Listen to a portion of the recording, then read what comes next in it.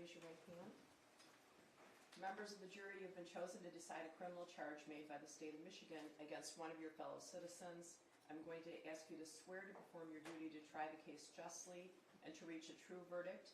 If your religious beliefs do not permit you to take an oath, you may instead affirm to try the case justly and reach a true verdict. Here is your oath. Do each of you solemnly swear or affirm that in this action now before the court, you will justly decide the questions submitted to you, that unless you're discharged by the court and from further deliberation, you will render a true verdict, and that you will render your verdict only on the evidence introduced and in accordance with the instructions of the court, so help you God. Thank you. Thank you. You may be seated. I appreciate you being on time. I do. I have to give you some initial instructions, and then you're going to hear old things today, all right? And don't try to write down what I say because I speak way too quickly, and because you're going to get a full copy of these instructions when you go to the jury room, all right?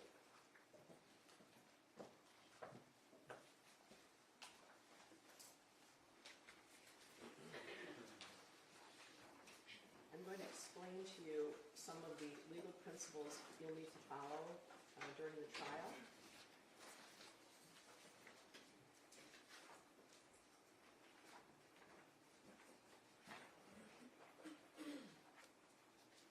Tell you the elements of the charge.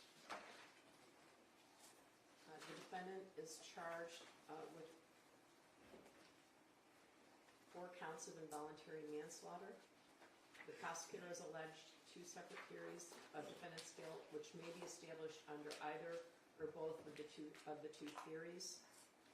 The first theory of involuntary manslaughter is doing a grossly negligent act causing death. To prove this charge under the first theory, the prosecutor must prove each of the following elements beyond a reasonable doubt. First, in count 1, that the defendant caused the death of Madison Baldwin. In count 2, the defendant caused the death of Tate Muir. In count 3, the defendant caused the death of Hannah St. Juliana. And in count 4, the defendant caused the death of Justin Schilling. That is, that Madison Baldwin, Tate Muir, Hannah St. Juliana, and Justin Schilling died as a result of storing a firearm and its ammunition so as to allow access to the firearm and ammunition by his minor child. There may be more than one cause of death. It's not enough that the defendant's act made it possible for the death to occur. In order to find that the deaths of Madison Baldwin, Tate Muir, Hannah St. Juliana, and Justin Schilling were caused by the defendant, you must find beyond a reasonable doubt that the deaths were the natural or necessary result of the defendant's act. Second, in doing the act that caused Madison Baldwin, Tate Muir, Hannah St. Juliana, and Justin Schilling's death, the defendant acted in a grossly negligent manner. Gross negligence means more than carelessness. It means willfully disregarding the results to others that might follow from an act or failure to act. In order to find that the defendant was grossly negligent, we must find each of the following 3 things beyond a reasonable doubt. First, that the defendant knew of the danger to another. That is, he knew there was a situation that required him to take ordinary care to avoid injuring another. Second, that the defendant could have avoided injuring another by using ordinary care. Third, that the defendant failed to use ordinary care to prevent injuring another when, to a reasonable person, it must have been apparent that the result was likely to be serious injury. As previously noted, the prosecutor has alleged 2 separate theories of defendant's guilt. The second theory is gross negligence in failing to perform a legal duty. In the second theory, the prosecutor must prove each of the following elements beyond a reasonable doubt. First, that the defendant had a legal duty to Madison Baldwin, Tate Muir, Hannah St. Juliana, and Justin Schilling. The legal duty charged here is one imposed by law. In Michigan, a parent has a legal duty to exercise reasonable care to prevent their minor child from intentionally harming others, or prevent the minor child from so conducting themselves in a way that creates an unreasonable risk of harm to others if the parent knows that they have the ability to control their minor child and knows of the necessity and opportunity for exercising such control. Second, that the defendant knew of the facts that gave rise to the duty. Third, that the defendant willfully neglected or refused to perform that duty, and his failure to perform it was grossly negligent to human life.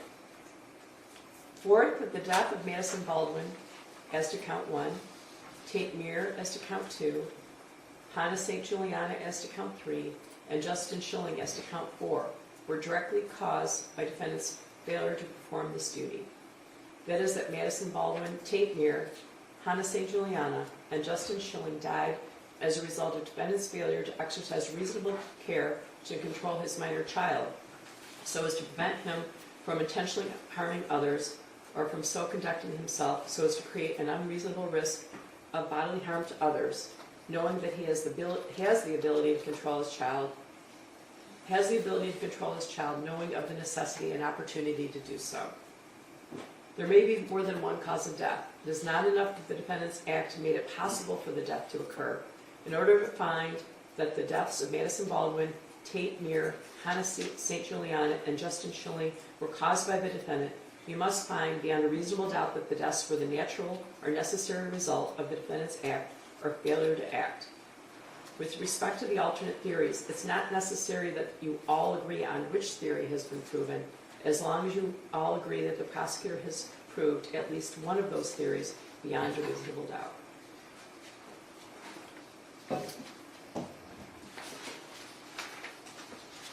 A person accused of a crime is presumed to be innocent. This means that you must start with the presumption that the defendant is innocent. This presumption continues throughout the trial and entitles the defendant to a verdict of not guilty, unless you're satisfied beyond a reasonable doubt that he is guilty. Every crime is made up of parts called elements. I've just described some of those to you, and you'll hear them over and over again, and they'll also be in your jury instructions, the written set that you get at the end. Every crime is made up of parts called elements, and the prosecutor must prove each element of the crime beyond a reasonable doubt. The defendant is not required to prove his innocence or to do anything. If you find that the prosecutor has not proven every element beyond a reasonable doubt, then you must find the defendant not guilty. A reasonable doubt is a fair, honest doubt growing out of the evidence or lack of evidence. It is not merely an imaginary or possible doubt, but a doubt based on reason and common sense. A reasonable doubt is just that, a doubt that's reasonable after a careful and considered examination of the facts and circumstances of this case. I want to mention that you see cameras in the courtroom. I don't want you to be concerned about those. The video cameras and the still cameras will not be taking your picture at any time, so I want to make sure you know that. A trial follows this procedure. First, the prosecutor makes an opening statement. The prosecutor gives their theories about the case. The defendant's lawyer does not have to make an opening statement, but she may make an opening statement after the prosecutor makes theirs, or she may wait until later. These statements are not evidence. They're only meant to help you understand how each side views the case. Next, the prosecutor presents their evidence. The prosecutor may call witnesses to testify and may show you exhibits like documents or objects.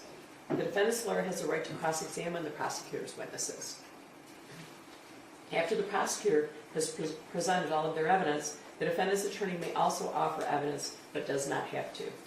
By law, the defendant does not have to prove his innocence or produce any evidence. If the defense does call any witnesses, the prosecutor has the right to cross-examine them.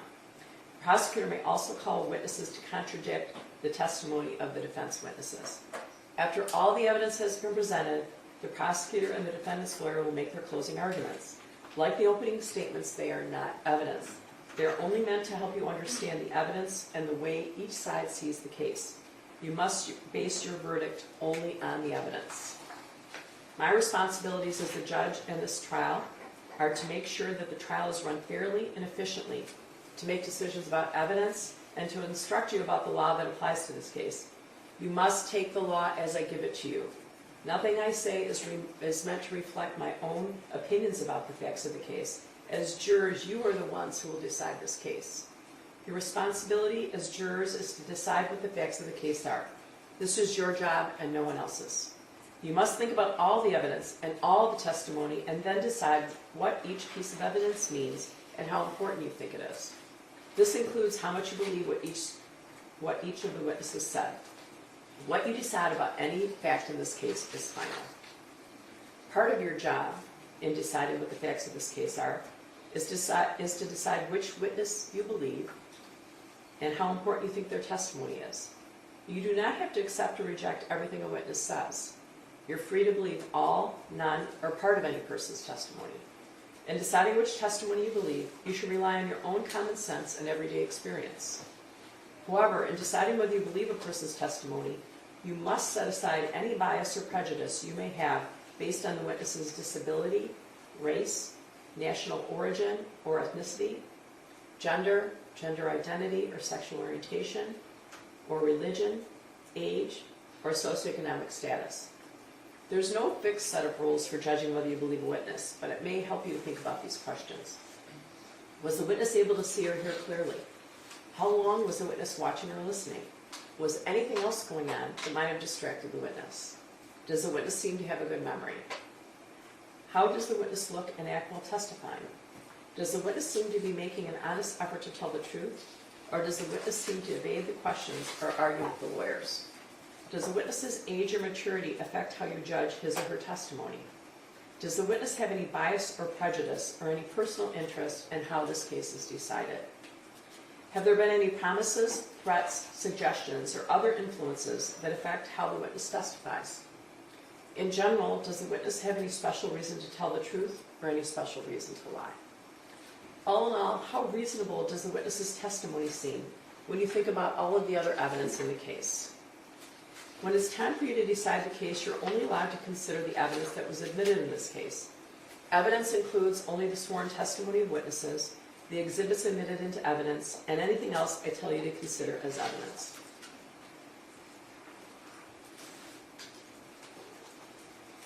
The questions the lawyers ask the witnesses are not evidence. Only the answers are evidence. You should not think that something is true just because one of the lawyers asks questions that assume or suggest that it is. I may ask some of the witnesses questions myself. Sometimes I assume if I'm confused about something, someone else on the jury might be. These questions are not meant to reflect my opinion about the evidence. If I ask questions, my only reason would be to ask about things that may not have been fully explored. If you can't hear something that is said or presented, or if you cannot see a witness or evidence, please raise your hand immediately. During the trial, the lawyers may object to certain questions or statements made by the other lawyers or witnesses. I'll rule on these objections according to the law. My rulings for or against one side or the other are not meant to reflect my opinion about the case of the case. The lawyers and I will definitely have discussions out of your hearing. Also, while you're in the jury room, I may have to take care of other matters that have nothing to do with this case. Pay no attention to these interruptions.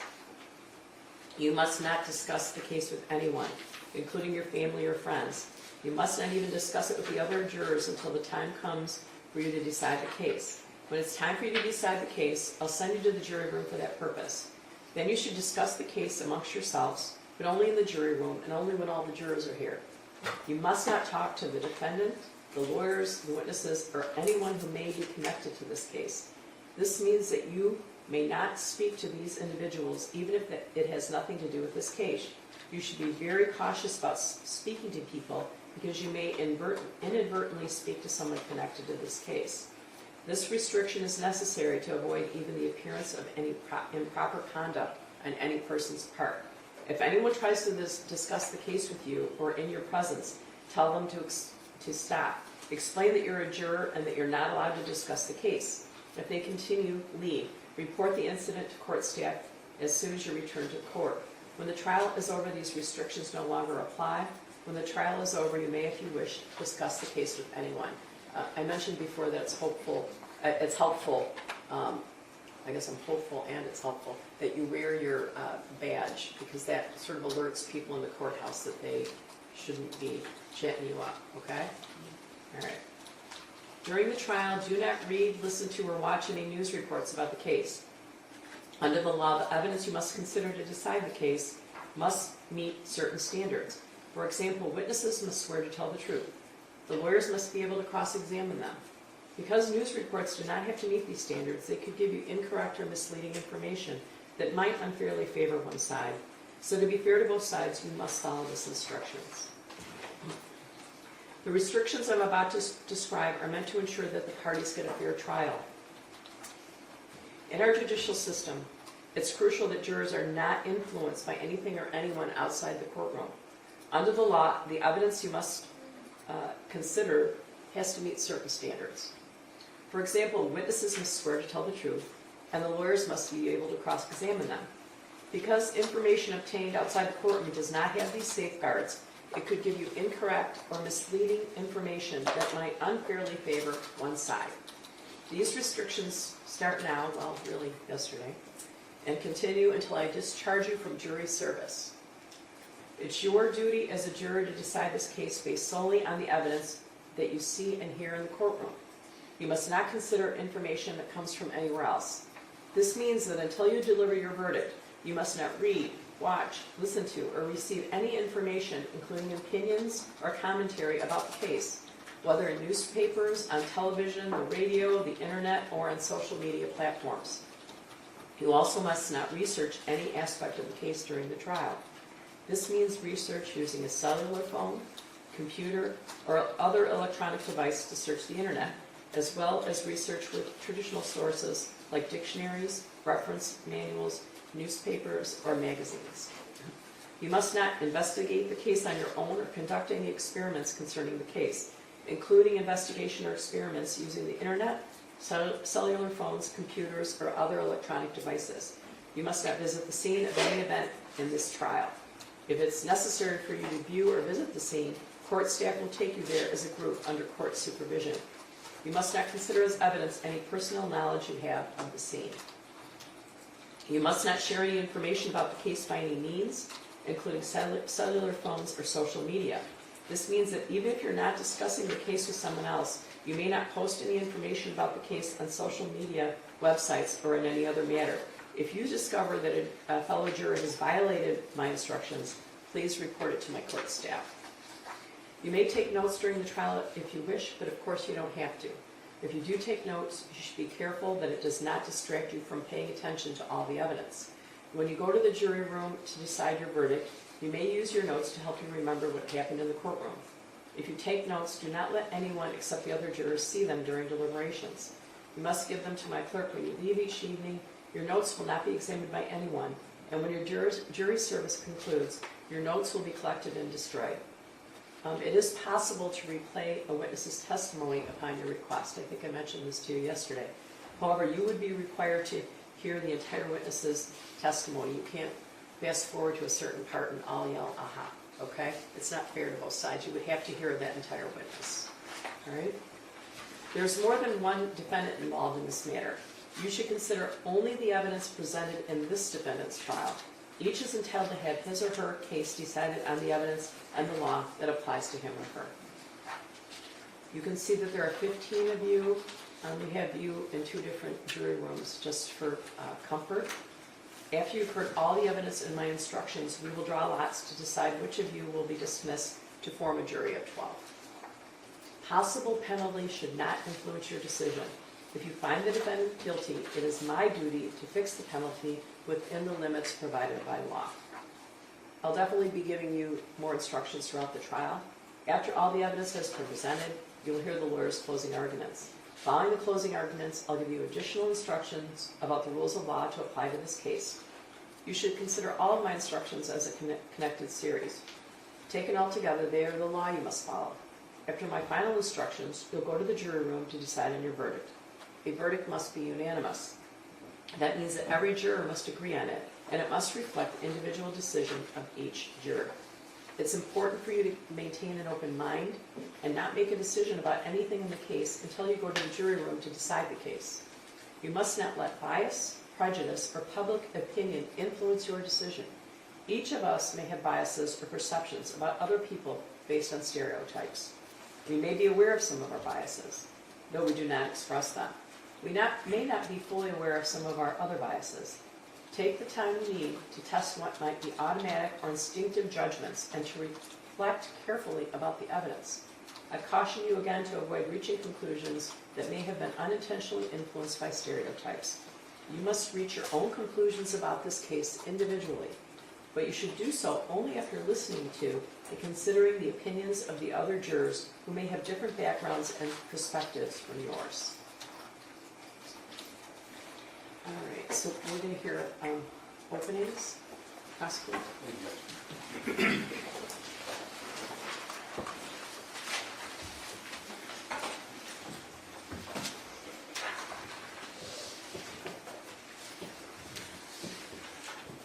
November the 30th, 2021, James Crumbley's 15-year-old son walked out of the boys' bathroom in Oxford High School holding a 9mm handgun. James Crumbley's son walked out, he pointed, he aimed that 9mm and fired it 32 times over the course of the next 9 minutes. He fired that weapon at teachers and students. He killed 4, wounded 7, and terrorized the entire community. James Crumbley bought that gun that his son used to kill as a gift for his son 4 days before the attack. James Crumbley failed to secure that gun in a way to prevent his son from accessing it. Anna was 14 years old. Madison Baldwin, she was 17. Tate Muir, he was 16. Justin Schilling, 17 years old. These are the 4 students who never made it home that day. What happened inside that school was truly a nightmare come to life. But it didn't have to. That nightmare was preventable. There are 3 people in this world who are criminally responsible for the deaths of Hannah, Madison, Tate, and Justin. The shooter who committed murder, no doubt he's responsible. But so are his parents. But not for murder. They're responsible for their gross negligence, for involuntary manslaughter. Because that nightmare was preventable and it was foreseeable. The shooter's case is done. The shooter's mother, Jennifer Crumbley, her case is done. You're here to decide the level of gross negligence of James Crumbley. And you will learn throughout this trial that he was the adult out of anyone in the world in the best position to prevent these kids' deaths. You're going to learn that those kids would still be alive today had James Crumbley seized any one of the tragically small and easy opportunities given to him to prevent his son from committing murder. Any one of them. These were opportunities that were literally given to him, yet he disregarded. During this trial, you're going to hear about events from the spring of 2021 through December of 2021. November of 21 is the critical time period, especially November the 30th.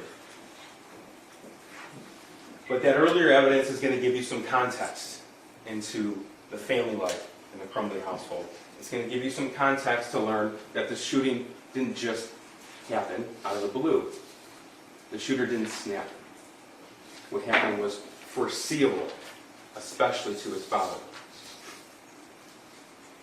I'm going to talk to you about some of the evidence that you're going to see through this trial. And we'll start with this. This is a 6-hour 9mm handgun. This was a firearm purchased by James Crumbley as a gift for his son on November the 26th, 2021.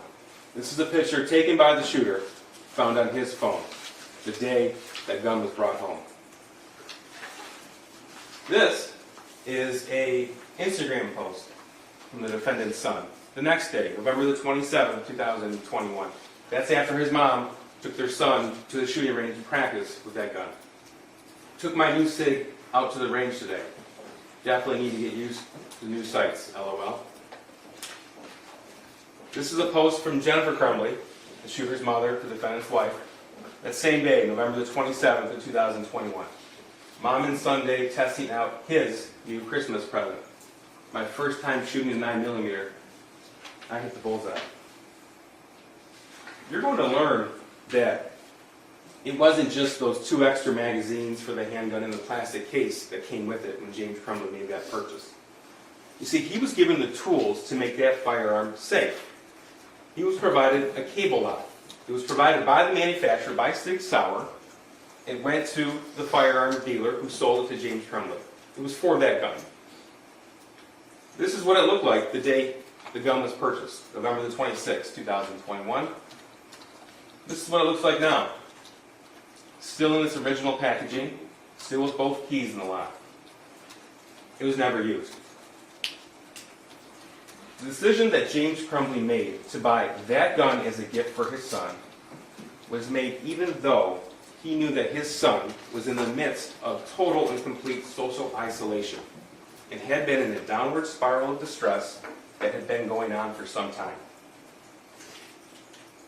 You'll see evidence that as early as spring of 2021, the shooter had expressed to his one and only friend that he had asked his father for help.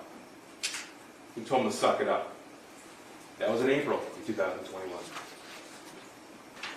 You'll learn that instead of receiving help or intervention of any kind, James Crumbley instead began to take his son to the shooting range, even buying himself a .22 caliber Kel-Tec semi-automatic pistol, and his son a different gun, .22 caliber two-shot Derringer. That was June of 2021. They would go to the range together on a consistent basis over the next few months. We have evidence of a number of trips, and you'll see some of that. Some of this background is going to shed light on what happened in November of 2021. This is a pivotal month in the Crumbley home. As I said, the shooter had one and only one friend. That was no secret. James knew about that. You're going to see evidence that the shooter and this friend would communicate with each other throughout the day and throughout the night. The level of data on that text message conversation alone dwarfs everything else on the shooter's phone. You'll hear evidence that there were over 22,000 text messages in just 1 year between the shooter and his friend. Those two shared quite a bit with each other. This is the friend that the shooter confided in when he asked his father for help. That friend was taken from the shooter at the end of October of 21. He didn't just move schools and go to another town. He was taken out of state without warning, without notice, and without a way to communicate. The impact on the defendant's son was severe. His entire social connection was severed, and James was there to know about it. You see, he wasn't working at that time. From November the 1st to November 9th, he didn't have a job. And when he did work before that, it was from home. When he did get a job on November the 10th, it was for DoorDash, where he could set his own schedule and decide when he did work and when he didn't work. It was also during this month of November that the defendant's son began to write in a journal. Some of that is going to be permitted to be shown to you, and Judge Matthews decides what you see and what you don't see. The portions you'll see is that the defendant's son wrote about how he was begging his parents for help, how he's begging for a more powerful 9mm handgun to commit the school shooting, and how he's able to obtain access to the murder weapon. Again, this evidence is important for you as background to what happened on November the 30th, but it also gives you a glimpse into the level of knowledge possessed by James Crumbley when he made the decision to buy that 6 Sauer 9mm handgun for his son on November the 26th, and then, just as importantly, what he decided not to do the morning of the shooting. You see, James Crumbley was afforded what might have been the easiest, the most glaring opportunity to prevent the shooting. A full 3.5 hours on November 30th before the first shot was ever fired. Because he was shown this. This is a math worksheet. These are drawings and writings from the defendant's son. November 30th, 2021. One of his teachers saw him doing this, took a picture of that, and sent it to the shooter's counselor. The counselor came down and took the shooter out of class, brought him to his office to find out what was going on. You will learn it took that counselor all of 20 minutes to decide that immediate parental intervention was required. He made that decision even though he had about a fraction of the knowledge possessed by James Crumbley. You see, this drawing as well as an altered version created by the shooter, were both sent from that counselor to Jennifer Crumbley, who shared it immediately with James Crumbley before they arrived at the school. The severity of the situation wasn't lost on James or Jennifer Crumbley either. They expressed their concern about what they see here, the words "help me," blood everywhere, a picture drawing of a gun, of a person with 2 bullet holes in blood. They expressed their concern about that drawing to themselves in Facebook messages. This is Jennifer Crumbley, she's in blue. "Call now," all caps, emergency. This is November the 30th, 2021 at 9:33 in the morning. Followed simply with emergency. Then she sends her husband James, the defendant, both the original drawing as well as the altered version of it that the shooter created. That's at 9:38 in the morning. James Crumbley's response: "My God, WTF." And then he says what he was actually doing that morning. "Vet not here. It's McElmurray's for Kira's horse. Still waiting on the vet." You see, James and Jennifer Crumbley spent quite a bit of time away from the home, tending to their horses. That's what he was doing the morning of the shooting. Jennifer Crumbley, he said he was distraught about last night. "James, we talked about it this morning." "You talked to him?" "Jennifer, can you call?" Then heading to his school, "I'm very concerned." That was at 10:04 in the morning. Unfortunately for everyone, they kept that private concern to themselves. They didn't share it with the school counselor. Despite what they knew, despite what they thought, James Crumbley and his wife, neither one of them, mentioned anything about the gun being purchased for him 4 days before the shooting. James Crumbley didn't say a word about how that picture of the gun that his son drew looked identical, that you will see, of the 6 Sauer 9mm. They didn't say anything about the prior request for help. James Crumbley didn't mention anything about the severity, the real circumstances of the shooter's friend being taken from him. They didn't just fail to inform in that meeting note. They also failed to act. It was recommended at that meeting that James and Jennifer Crumbley get help for their son then, immediately, that day. And they were provided with a list of resources with mental health providers that would fit any budget, any insurance plan, or even no insurance at all. But they didn't. James Crumbley didn't do anything. Jennifer Crumbley didn't do anything. Neither one of them called. They didn't take him home.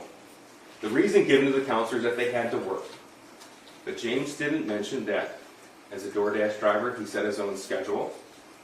He didn't mention that he hadn't even signed in for the day for DoorDash yet. He was at the vet. Or that as a DoorDash driver, he was able to just put his son next to him in the car. It was one of the most glaringly missed opportunities. But instead of seizing that incredible opportunity that was before him, James Crumbley spent the next 2 hours driving around town making deliveries. Never once bothering to stop by his house, which was just a mile away, to check on the whereabouts of the gun that his son drew. Even when he drove by the house to do so. Never once. The gun that he knew was kept unsecured. That is until after the Oxford School District sent out an email blast to all district parents of an active shooter situation. You'll learn that that email reached James Crumbley about 1:10 p.m. And by pure happenstance, James Crumbley was at the exact location that parents of Oxford high school students were told to go in case of emergencies. Their reunification point was the mire on Ray Road next to the high school, directly adjacent to it. By pure coincidence, he happened to be at the exact location where hundreds of people were scrambling to get to. But he didn't stay. That's when he went home. That's when he went home to look for the gun. And that's because he knew. You will hear that there was one and only one person who called the police that day to identify their kid as the suspected shooter. It was James Crumbley. This nightmare, these murders, were preventable by him, foreseeable by him. During this trial, you're going to hear from between 15, and 20 witnesses. I do need to tell you that you won't hear from the shooter. Neither side is entitled to call him to the stand. You won't hear from Jennifer Crumbley. Again, neither side is entitled to call her to the stand.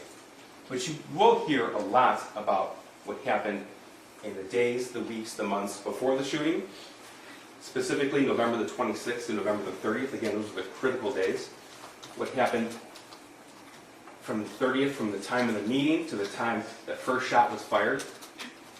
You're going to learn that throughout the investigation, investigators obtained information from social media accounts, from cell phone forensic analysis.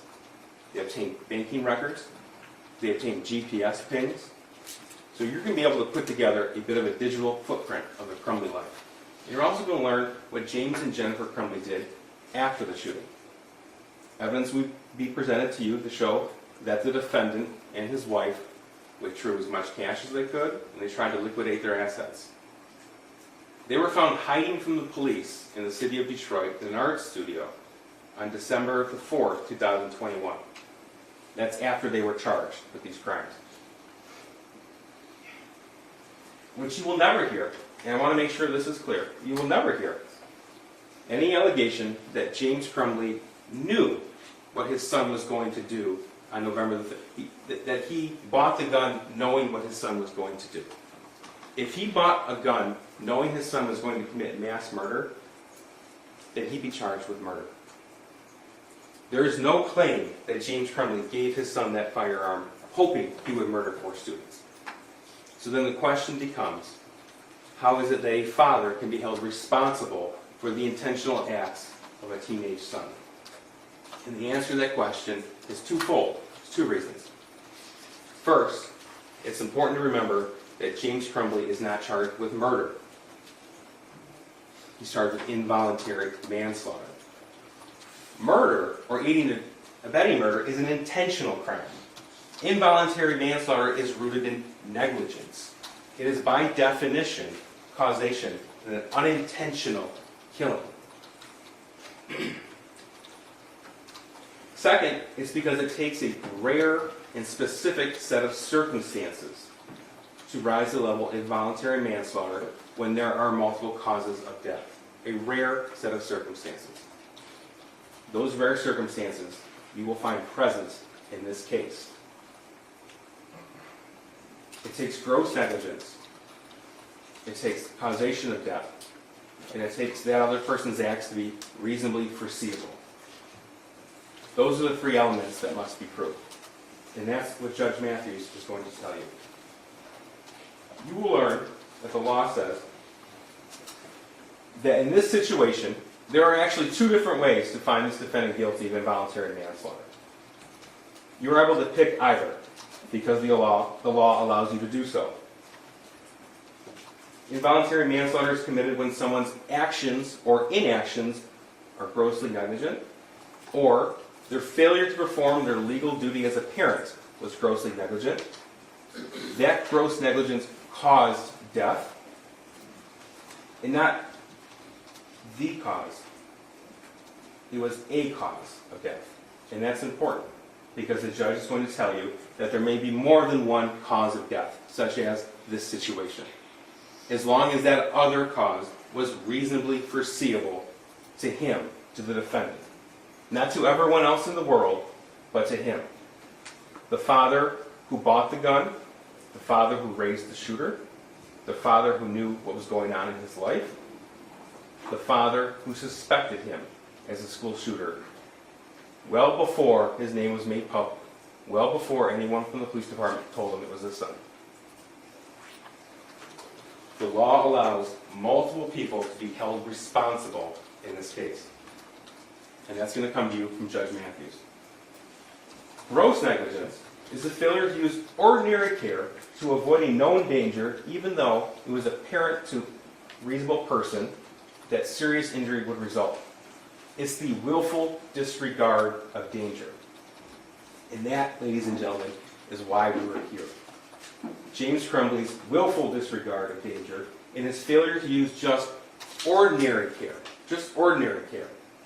when he was the one who knew the background, he was the one that knew the origins of this drawing. Him sitting in that counselor's office, looking at this drawing, and then not only staying silent, but then his failure to act. Right there is his willful disregard of danger. Right there. You're going to hear a lot of evidence and arguments in this case. It's important that we all understand that you're not here to decide on parenting. This case isn't about parenting. It's not illegal to be a bad parent. It's not kids doing kids' things. We're here to talk about a preventable mass murder. No one will ever suggest to you that every parent can or should be held responsible for everything their teenager does. That's not the law. No one will ever suggest that to you. But in a situation where the father was in a position to reasonably foresee what the son was going to do, because the father armed him 4 days before and was shown a clear statement of intent of what the son was going to do. That is when that rare set of circumstances is present, in these specific set of facts. James Crumbley is in charge with what his son did on November the 30th. James Crumbley is charged with what he did and what he didn't do on November the 30th. That is a very important distinction. That is what the law allows. That is what we were asking you to do. This case is not about guns. It's not about even how all guns should be stored in the home. It's not about gun laws. This case is about this gun for this kid with these issues, not secured, when shown this picture. That's what this case is about. When this kid was begging for a more deadly weapon. That's why we're here. I ask that you listen to the testimony, you review the evidence, and you follow the law. If you do that, you will undoubtedly reach a fair and just verdict. If you do that, you will find that James Crumbley was one of the 3 people in this world criminally responsible for what happened on November the 30th, 2021. And you will find him guilty as charged. Thank you. Thank you, Mr. Case. Ms. Lehman, would you like to make an opening statement at this time? Yes, Your Honor. Thank you. Go ahead.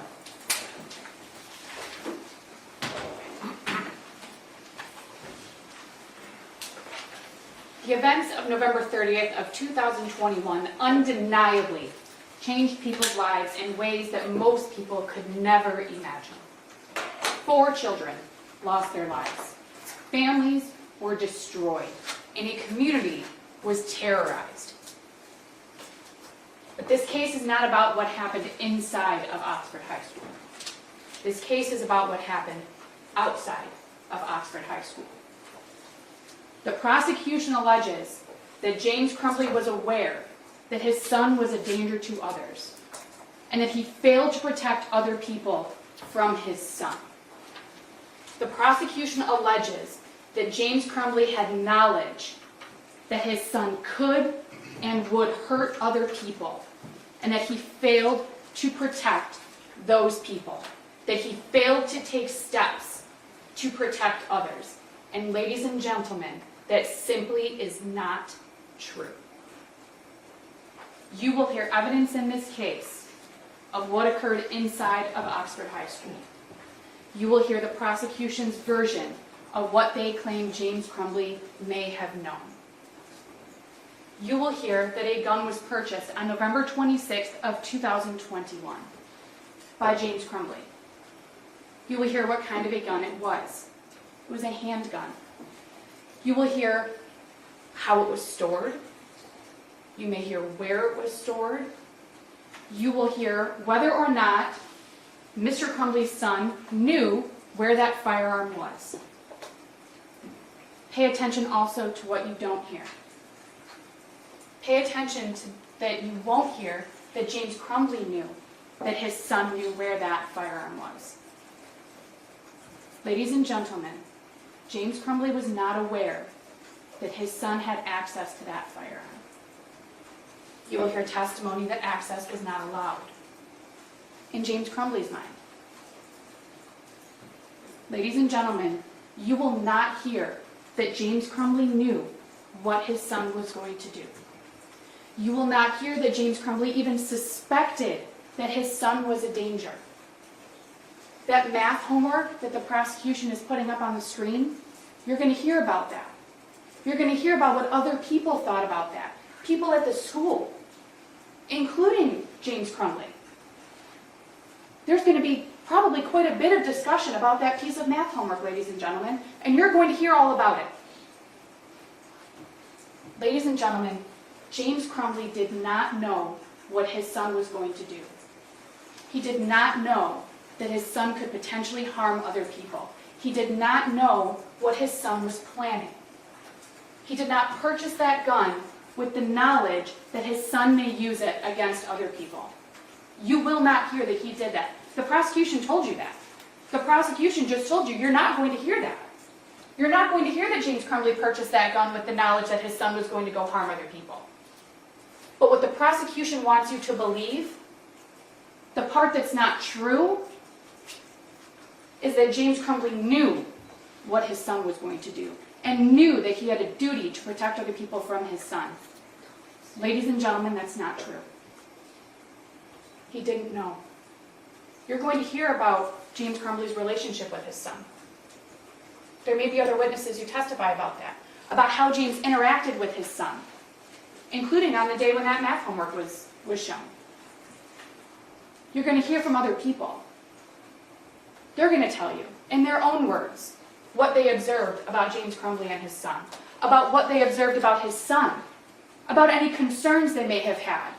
Other people, not just James Crumbley, but other people with additional education, additional training to evaluate situations like this and evaluate individuals. You're going to hear from those people probably. And they're going to tell you in their own words what they thought about the math homework, about Mr. Crumbley's son, about Mr. Crumbley's interactions with his son. Yes, James Crumbley was a DoorDash driver. We all know that. It's been said multiple times. Ladies and gentlemen, being a DoorDash driver doesn't mean that your job is any less important to you or other people than any other job. It doesn't mean that you don't feel that you have a duty to go to work. And ladies and gentlemen, when you're not aware of an immediate, imminent danger, why would you do anything different than what you normally do? You wouldn't, because you don't have any reason to think you need to. So ladies and gentlemen, you're going to hear the evidence. You've heard a lot of questions in the last couple of days from both the prosecution and myself. You probably have an idea where each side lands on these issues. But you're going to hear the evidence. You're going to hear from people other than us. And you're going to be able to hear in their words what they thought about those days from November 26th to November 30th of 2021.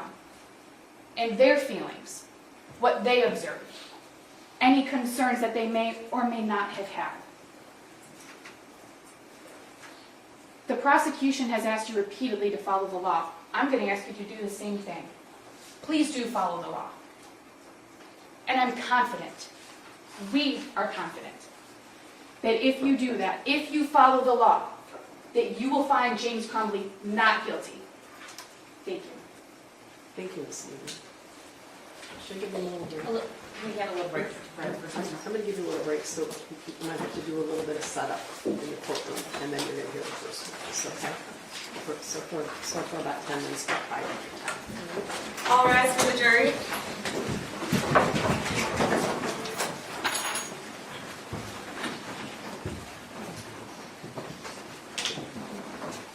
May counsel I approach briefly when the jury's out?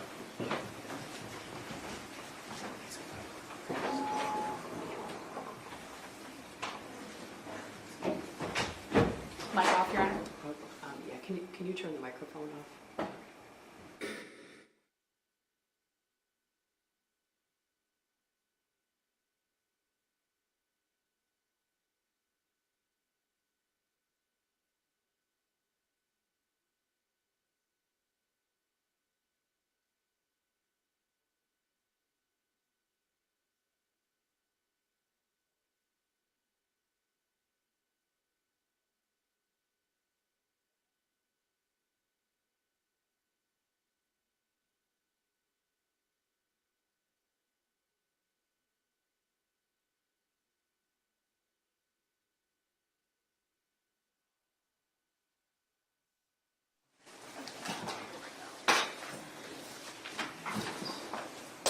breaking down, right, Judge? Yeah, I'm just trying to get rid of some paper.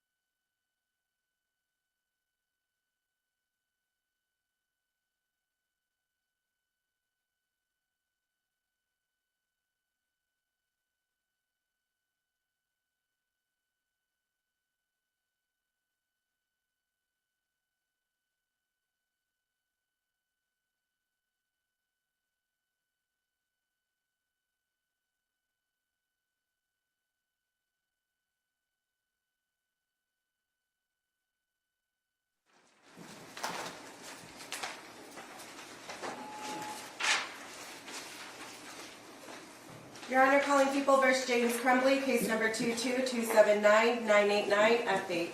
Thank you. Good morning. Mark Hughes on behalf of people. Karen McDonald on behalf of the people. Good morning, Your Honor. Marielle Lehman on behalf of James Crumbley, who is standing to my left. I'm ready for the jury. We are, Your Honor.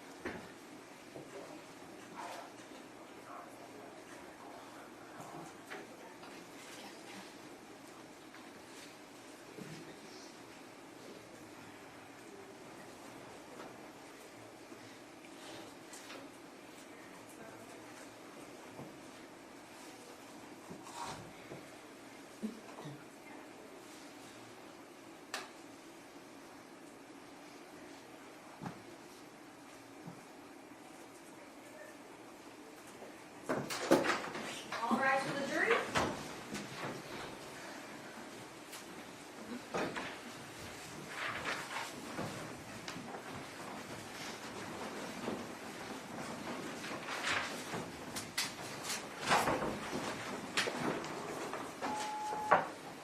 You may be seated.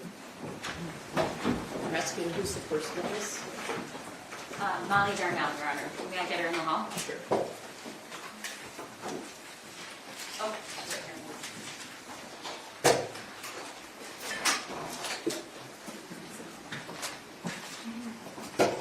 Could you raise your hand?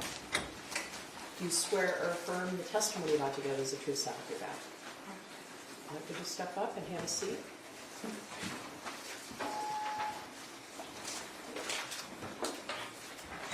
And would you state your name for the record and spell your first and last name?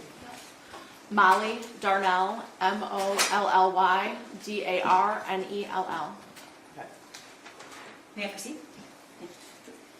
Good morning. May I call you Molly? You can. Okay. And Molly, I know you testified a couple times, so you know, keep your voice up. And if you want me to slow down or you don't understand the question, just let me know. Okay. Okay. Can you tell the jury what you do for a living? I'm an educator. Okay. And where are you employed? I'm employed at Oxford Community Schools. I've been there since the fall of '98. So that would be your whole teaching career? That's correct. Okay. What is your role now? My role now is I am a virtual teacher with Oxford Virtual Academy. I'm a mentor teacher for middle schoolers. All right, so do you go to the high school now? I do not, no. All right. Can you tell the jury what your role was and which building you worked at on November 30th of 2021? On November of 2021, I was the International Baccalaureate Coordinator for the Middle Years program, which was a 610 program, as well as the English Language Arts coach, which was a 612 position. Okay, so you didn't have, did you have instructional contact with students, or was I it did more not. teachers? No, I worked with teachers, predominantly the English Language Arts department, but I worked with many other teachers throughout the 612 curriculum. It was like it's a coaching job, so instructional curriculum, that type of what's happening in the classroom at that point in time. When was the last time you had a traditional teaching schedule? A traditional teaching schedule.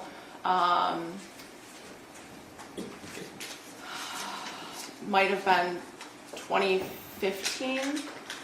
I'd have to really go back and look at my resume to know that. Okay, But in the fall of 2020, I did have a classroom. We went back face to face, and so we pulled all of our instructional coaches out to teach a few hours of the day so that we could spread students throughout the building and get students back instructionally. okay, so after COVID, the coaching faculty We moved back into our. started to take more teaching assignments so that you could spread kids out. Is that- Correct. Do I have it right? Correct. Okay. On November of 2021, were there kids in the school that you knew? And if so, how did you have contact with them? There were kids that I knew from the class that I had had the previous year. There might have been, having been in the district for a long time, there were a lot of teachers who had children that were in that building. So I know a lot of them too. Okay.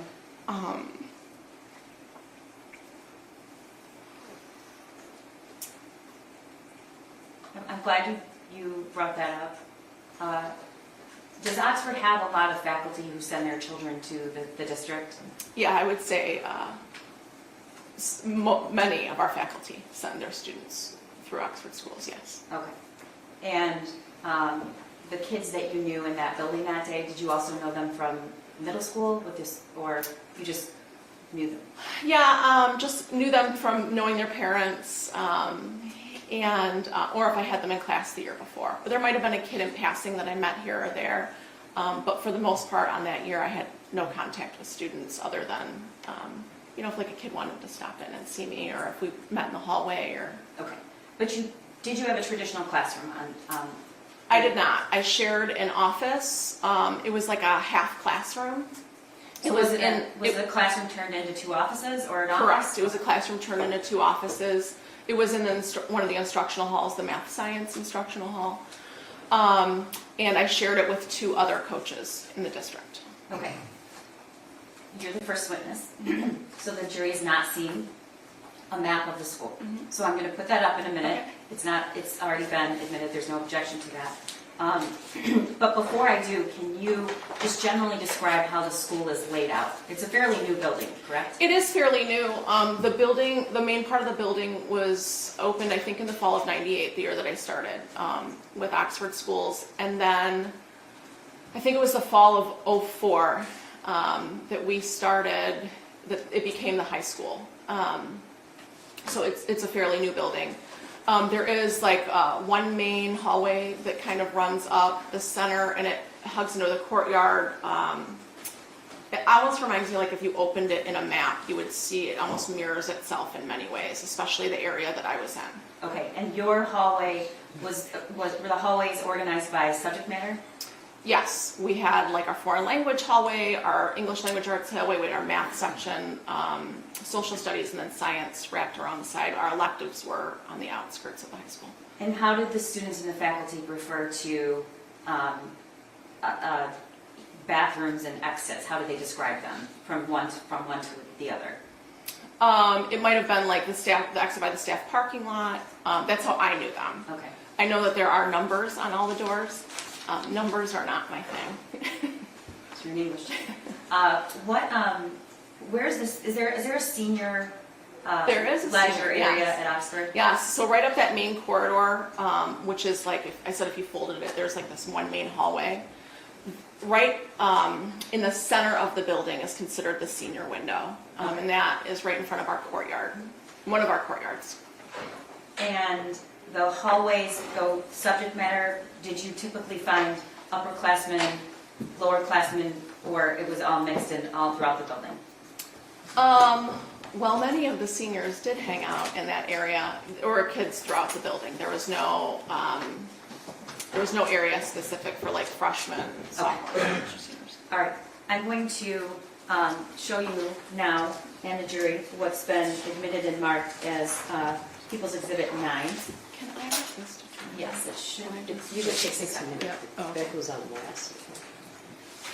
It'll take a second. Okay, perfect. You see it? Thank you. Yep. Can you tell the jury what we're looking at? This is a map of the high school, and so you see where it says media center in the middle, and then court right below it, when we were talking about that senior window, Right there? correct? So that senior window is just south of court. Like that's the senior window, that window that is on the south end of court. No, go back. Yeah, right on like the south end of court. Sorry, south. Okay. Maybe I'm directionally I challenged. think. I'm sorry, I am. Everyone has I'm gonna this. wanna go north. Okay, so what, I guess it would be east. what was the number for your classroom? My number is 222. Okay, and we'll, right there? Correct. Okay. And then what's in the middle area right there to, Actually, sorry, I'm not 222, I'm 224. okay. I was right next door to 222. Do you see 224? You can't see the number, but you can see between 226 and 222. 222. Yeah, Okay. there's a bunch of names written in that. That was all the coaches, All right. myself and the other And coaches. to the left of that, what is that area?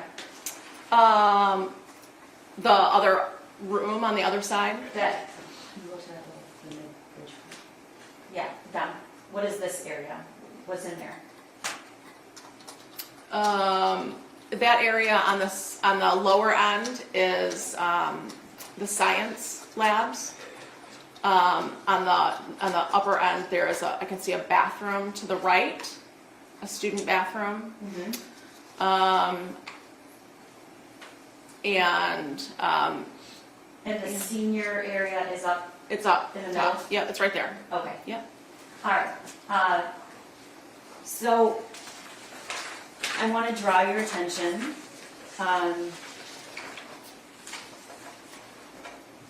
to around 12:50 on November 30th, 2021. Do you remember that day? I do. Okay.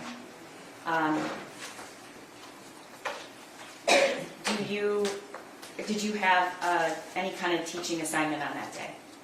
I did not have a teaching assignment on that day. It was a Tuesday after Thanksgiving. Okay.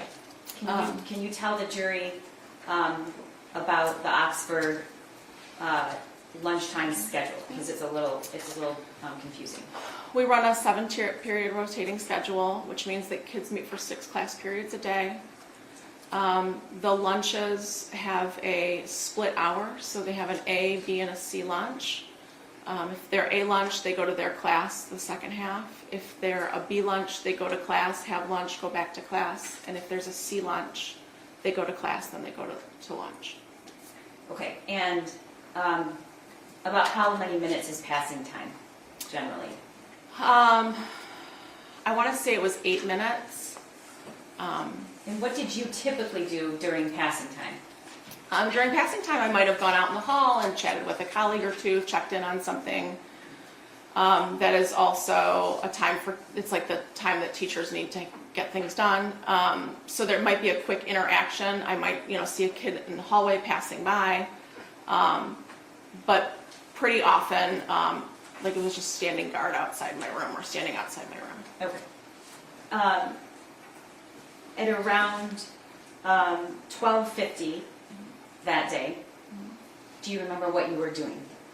A student that I had in the fall of 2020 wanted to chat, and so she came in and we chatted for a few minutes, and then she left.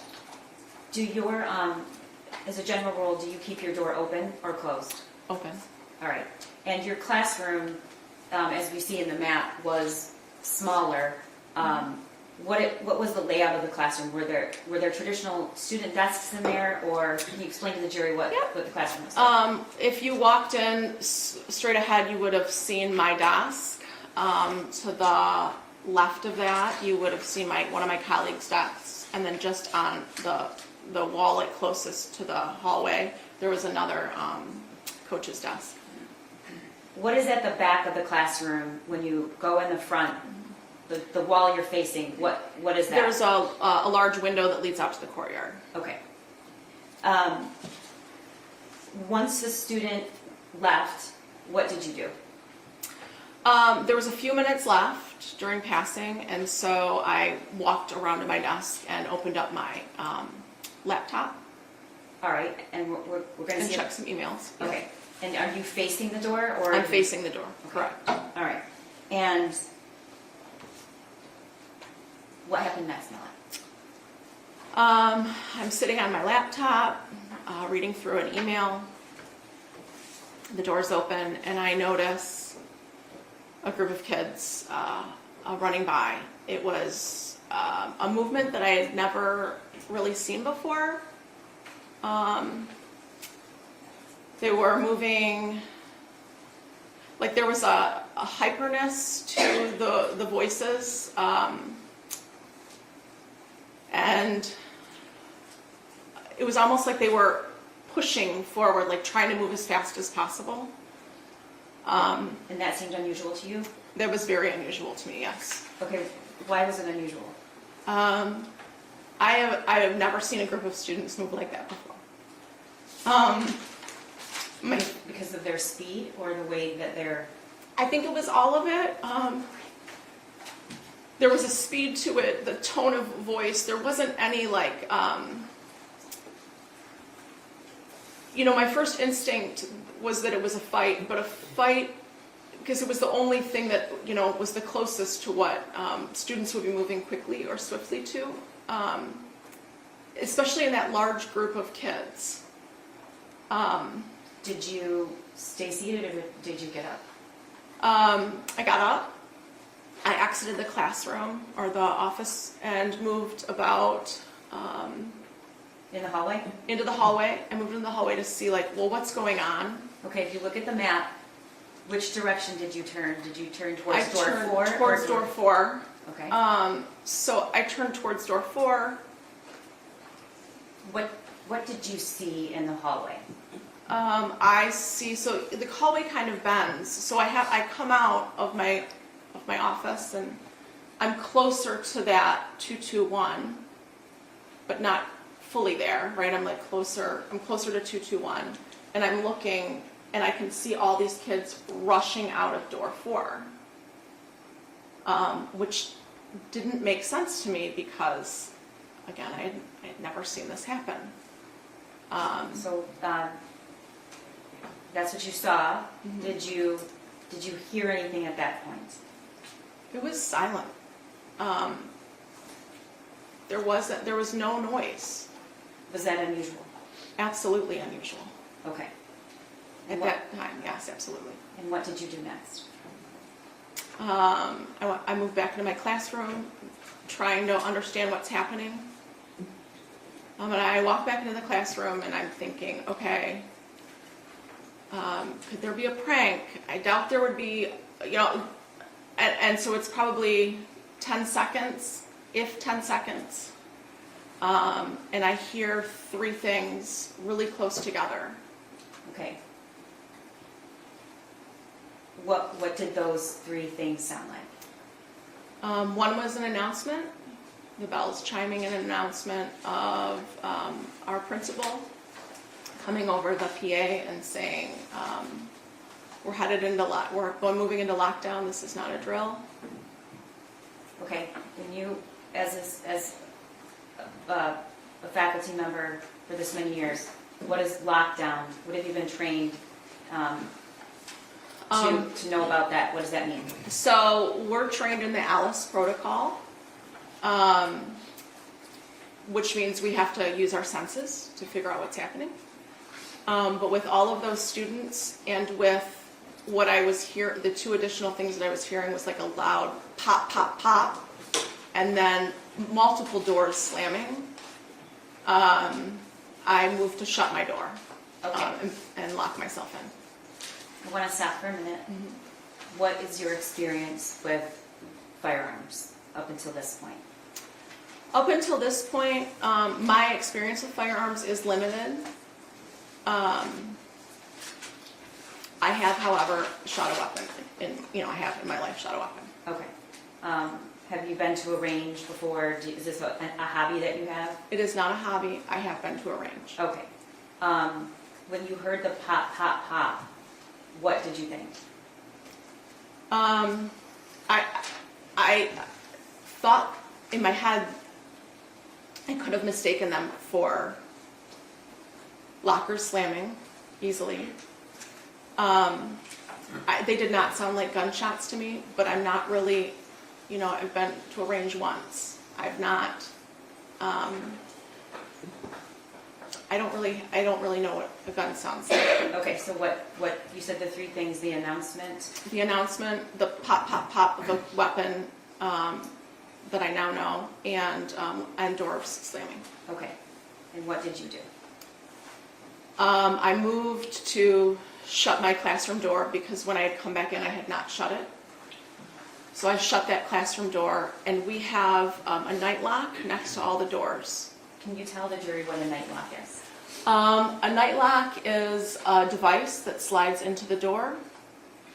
Where do you slide it? You slide it in the bottom of the door, and it keeps the door. So on my office and all of the rooms in the building have glass partitions on the side. So if someone were to shoot out that and try to get in, it would keep that door from being opened. Okay, I'm gonna show you what's been admitted as Exhibit 10. Molly, what is that? That's the office that I had. Okay, so that's your door open, Yep. all right? And where is your, this is not a pic, is this a picture that adequately reflects the normal, No, like, okay. this was. We're gonna get to why that's like that, but where is the desk that you were sitting at? Straight ahead, there's that tall lamp. My desk was the other way. The other way? Yep. Right there, okay. So, you said you approached the door, you shut it, I did. I shut it. and then where was the night lock? It is in this photograph. You can see that bag that's mounted to the wall. It was, yeah, that's a blood bag that we keep in all the classrooms. And then, or like a medical bag or whatever. And then just in front of that, you can't even see it. It's so close to the door, Okay, was the night lock. okay. And I think I might have interrupted you. What is significant about the night lock, and why is it used in a lockdown? It's a measure, it's an additional measure of barricading yourself into a room if need be. Can you open the door if the night lock is installed? You cannot, What about if you had a key to the door? wouldn't matter, you cannot open, it's like, it keeps that door from being opened. You would have to remove that metal frame in order to get that door off. Okay, and how do you, so the person from the inside has to disengage the night lock, is that, Yes, that's do I have it right? Yes. Okay, so, you close the door and you get the night lock, and then what happens? Did you see anything in the hallway as you approached your door? No, I didn't. I shut the door.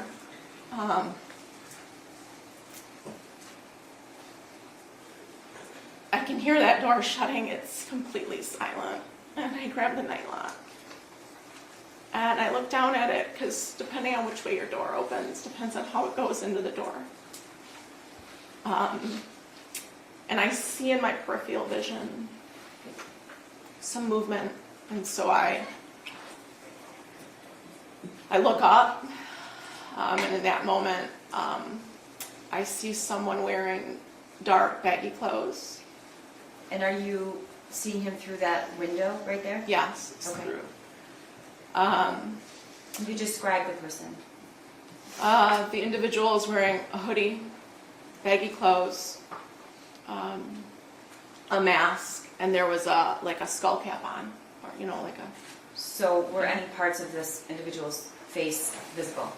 I did not see any part. I mean, only his eyes, and he was wearing glasses. Okay. Had you ever seen this person before? No. All right, and when you looked through the door, where was this person? How was he faced? Was he facing you? Was he to the side? At the moment that I locked eyes with him, we were standing square to one another. Okay, tell the jury about locking eyes with him and what you saw. So I lock eyes with this person, and I see some movement coming from the side of him, and I realize that he's raising a gun to me. I remember thinking in my head, there's no orange tip on that gun. What does that mean? I had heard somewhere in my past that BB guns have an orange tip. And my body reacted, and I jumped. You're To the motioning, side, you're yes. motioning that you jump to the I right. jumped to the right, so I'm jumping this way in the room. And at this point, the door's closed. The door is closed, yes. Is there a window on the other side of this door, or just what we No, see? just Okay. what you see. All right, you jump to the right, and then what happens? I'm turning and I'm jumping to the right, and then I feel my shoulder move back.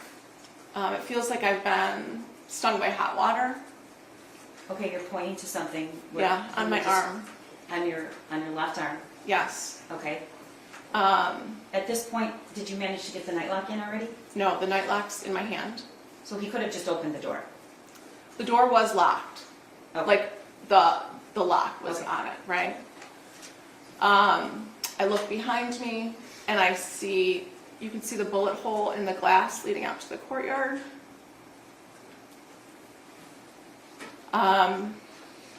And in my head, I remember thinking, a BB gun can't do that.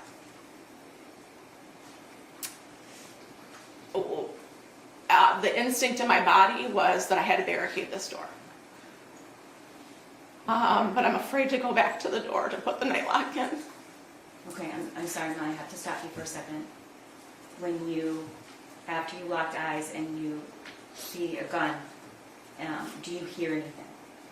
Nothing. Okay, Oh, well, there were, sorry. that's okay. There were, it's totally silent in the hallway, but I do hear 3 loud pops. They were, you could feel the force like coming, like the way the door hit, it was very forceful. But the sound did not match the force. What do you mean by that? It was like higher pitched than the power of what was happening through that door.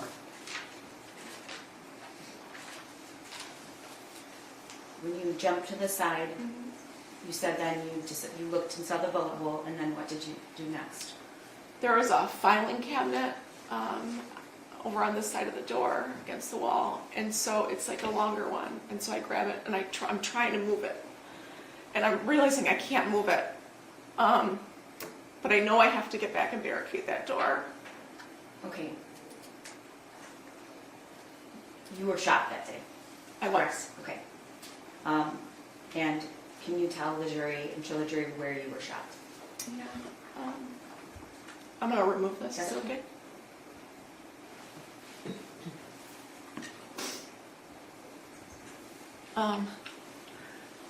You can step down if you want to, it's okay. Okay. So, you can see it's kind of like on the back side of the arm. It's not straightforward. Like you can't see the scar when I'm standing straight forward. So he caught me when I'm jumping on this side. He catches me. And are there There's two? an entrance and an exit wound, and the line in the middle is where the bullet cauterized my flesh.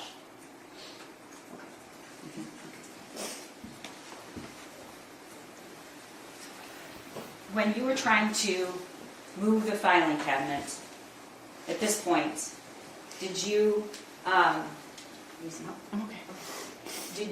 Did you know you were shot? I did not, no. Okay. Were you feeling anything physically?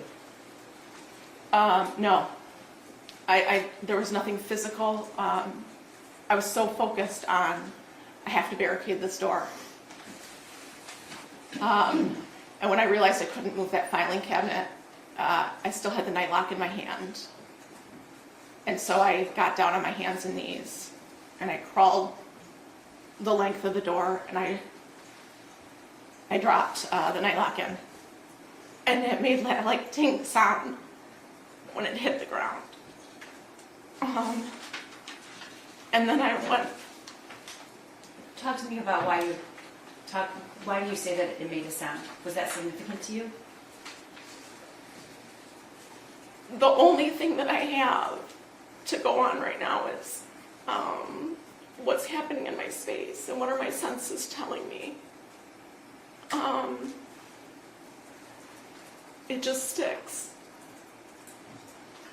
Was there anything, could you see, smell, or hear anything else outside of your door? There was a smell of a cap, like a cap gun might have smelled like.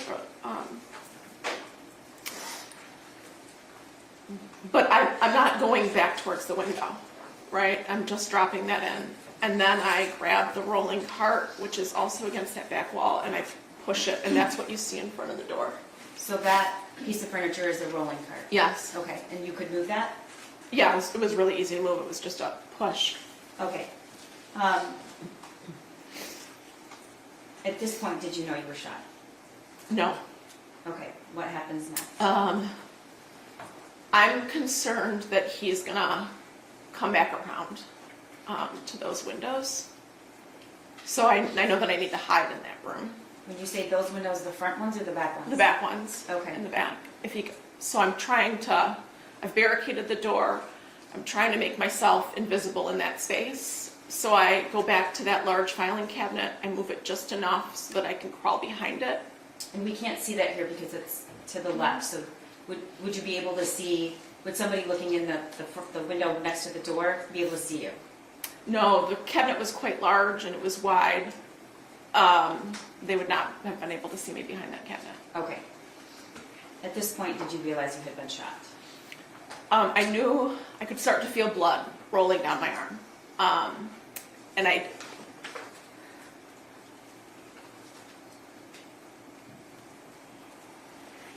What kind I of... don't think I was admitting that I was shot, right? It's not some, it was so far out of what I knew to be what happens. And so I just knew that if I was bleeding, I had to put a tourniquet on. But I can't get back to that bag that has medical supplies in it. So I removed my cardigan that I was wearing that day. And I used one of the sleeves to tie around my arm. I put part of it in my mouth and the other part in my hand, and I just tightened it around my upper arm.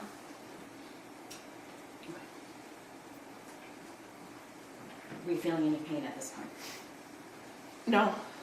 Okay. The person that you saw raise the gun and shoot at you, did you, looking back then now, what was your impression of his use of the firearm, if anything? Your Honor, I'm going to object to that question. She's already testified she's not very familiar with firearms. I think that she would be speculating about his use at this point.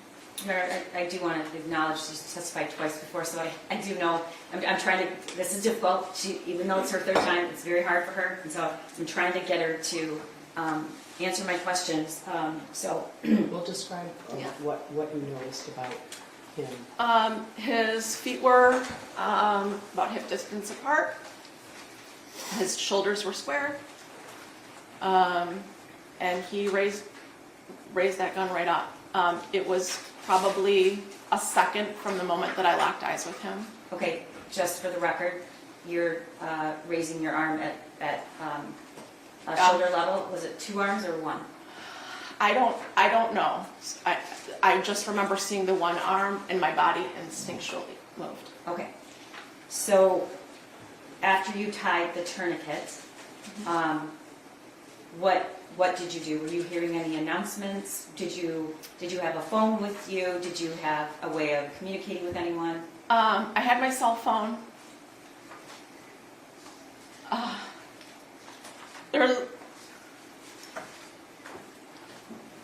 The thing that I know to do is to barricade and listen. So I'm trying to figure out what to do next. I know that if we're in lockdown, 911's been called. There's a phone on that desk, but if I reach for him, he's there, he'll see me. And then I'm worried about what's happening in the front office. So I don't want to call up there.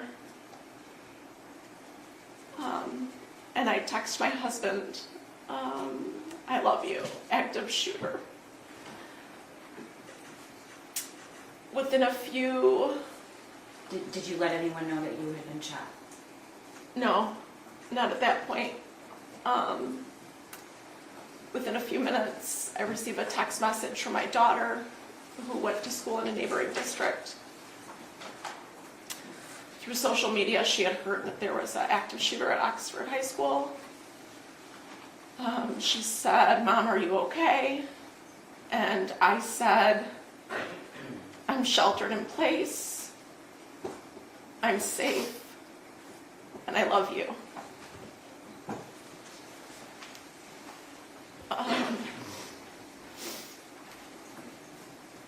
And I'm just listening to what's happening outside, trying to distinguish what's my next move. What are you hearing? Absolute silence. I'm hearing nothing.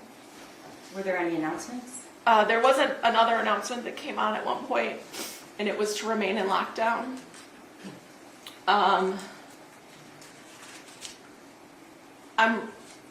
There's a hallway text thread that we have.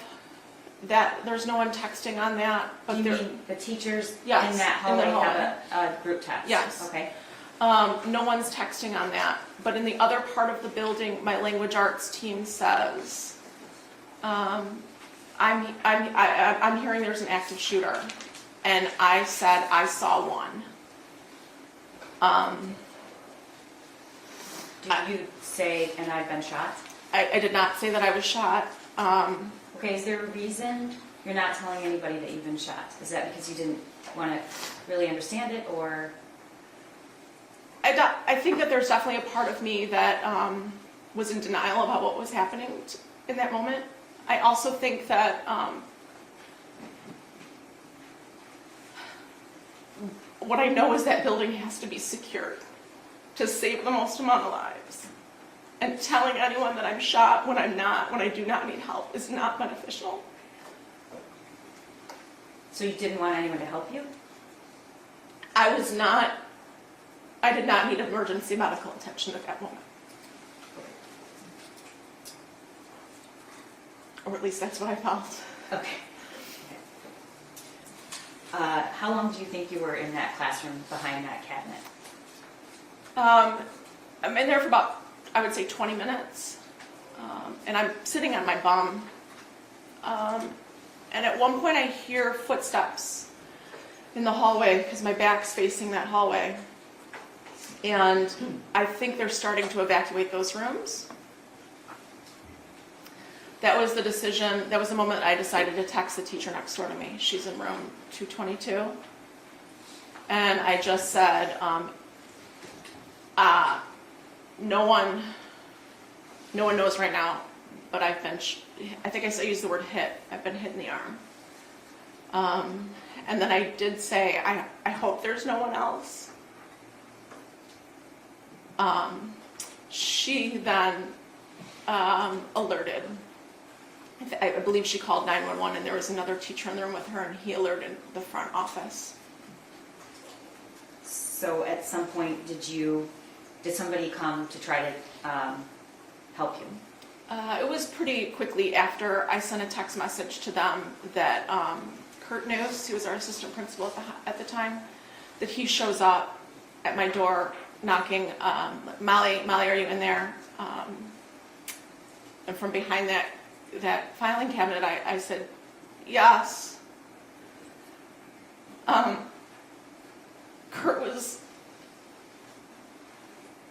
known Kurt since I started in Oxford, but I didn't trust that was Kurt in that moment.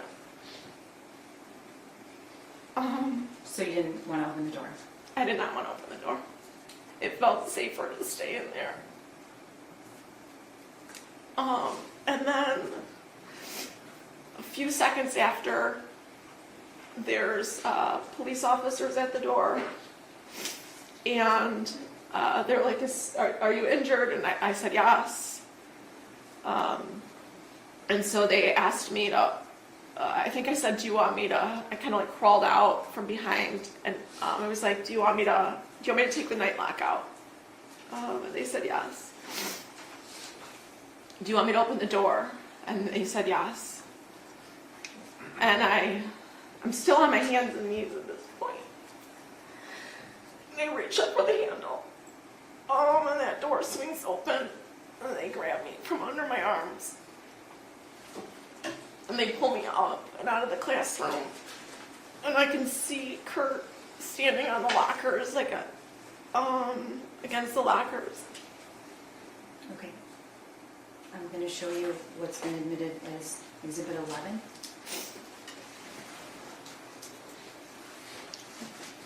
What is that, Molly? That's them at my door. And that's them walking me out. You can see that there were multiple police that were around that door when they pulled me out. And then the two escort me out door 4.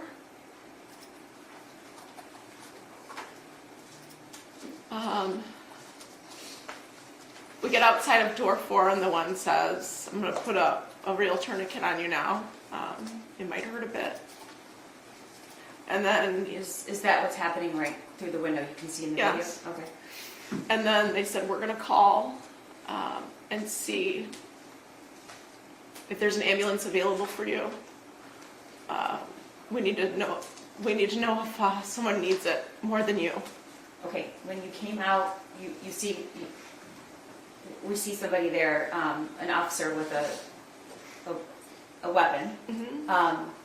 Was there anybody else in the hallway? Were there any students? There was no one in the hallway. It was completely silent with the exception of a walkie or two that was going off.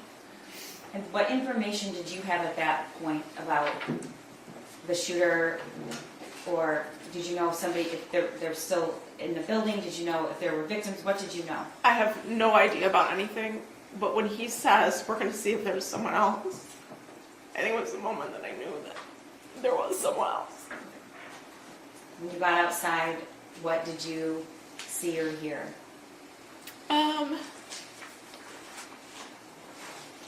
There's a helicopter flying above the building. There's a couple snowbanks. Did you see any students? There were a smattering of people throughout the parking lot. I honestly couldn't tell you if they were students or parents. Okay. Eventually, did you get into an ambulance? I did. And where were you taken? I was taken to Lapeer Hospital, the hospital Lapeer. Okay. And what happened when you got there? We get to Lapeer, and I asked to walk in. I felt like if I could walk, I wanted to walk. And so they supported me to walk me into the hospital. And as I'm walking in, the hallways are lined with doctors and nurses. Like they were prepared for a disaster.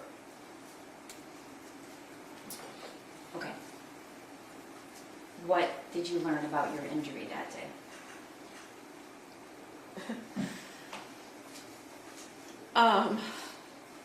It was through and through. It was clean. They ended up doing a chest x-ray on me in the hospital to make sure that no debris from the bullet came in. And that was probably the first moment that I cried. Because I felt like I had made a mistake in the classroom. And that I had actually put my life in danger. I didn't know if I was hit somewhere else. What do you mean you thought you made a mistake? I didn't know if I was hit somewhere else. I couldn't understand why they were doing a chest x-ray on me. Okay. Were you released that day? I was. My husband came up to the hospital to come get me. We went home that night.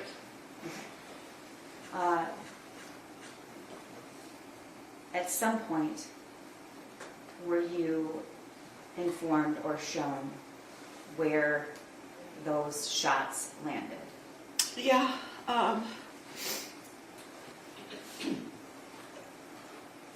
He was aiming to kill me. Those shots were intended. Okay. I want to back up. When did you learn where those shots landed, other than you knew it hit your arm? My husband was my nurse at home, taking care, cleaning my wound. And at some point when, I'm holding him out, I realized That's a heart level. And he was aiming to kill me. Okay. How many inches is it from your heart, Molly? I would say about 6. Okay. At some point were you shown the picture of your door that depicted, okay. Yeah. Do you remember when that was? Yeah, I saw that photo in your office. Okay, when you came in months ago to talk about the testimony. All right, Molly, I'm showing you what's been admitted as Exhibit 12. Is that the classroom, your classroom door? It is. Okay, and the pink rods, do you know what those indicate? The bullets that came through the door. Okay, and when you saw that in my office, what did you say? He was aiming to kill me. That's a shot to the head and to the chest.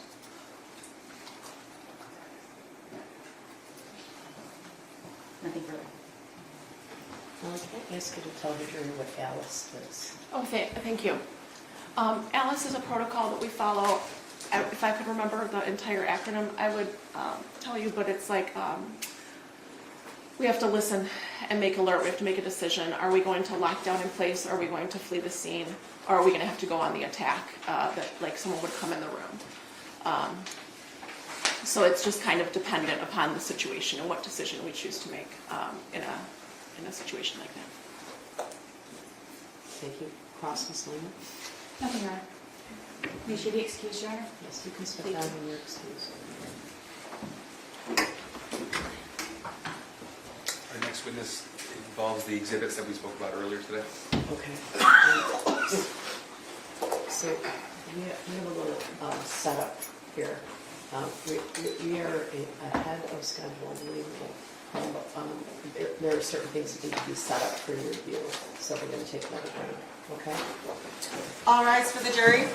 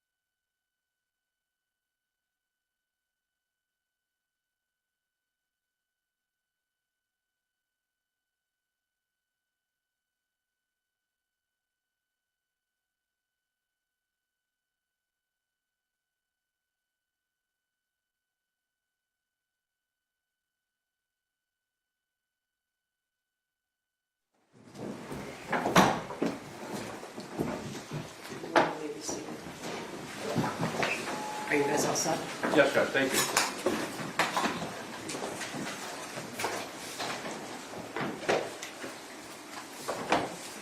Your Honor, calling People v. James Crumbley, case number 22-279-989-FH. Thank you, good morning, Mark Keese on behalf of people. Karen McDonald on behalf of the people. Good morning, Your Honor. Marielle Lehman on behalf of James Crumbley, who is standing to my left. We're gonna bring the jury in. Thank you, Judge. I was trying to beat the arrival of their lunch, so.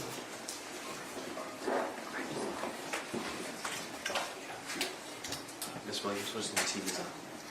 And the volume turned up as well? Well, this one is on.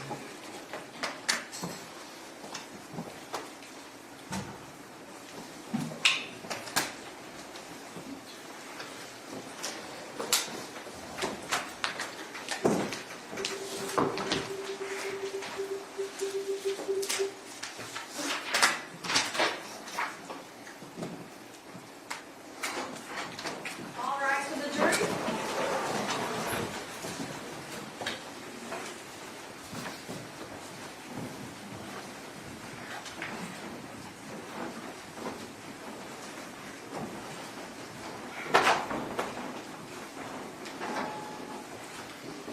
All right, you may be seated. Prosecutor, who's next for us? Edward Wazowski, Judge.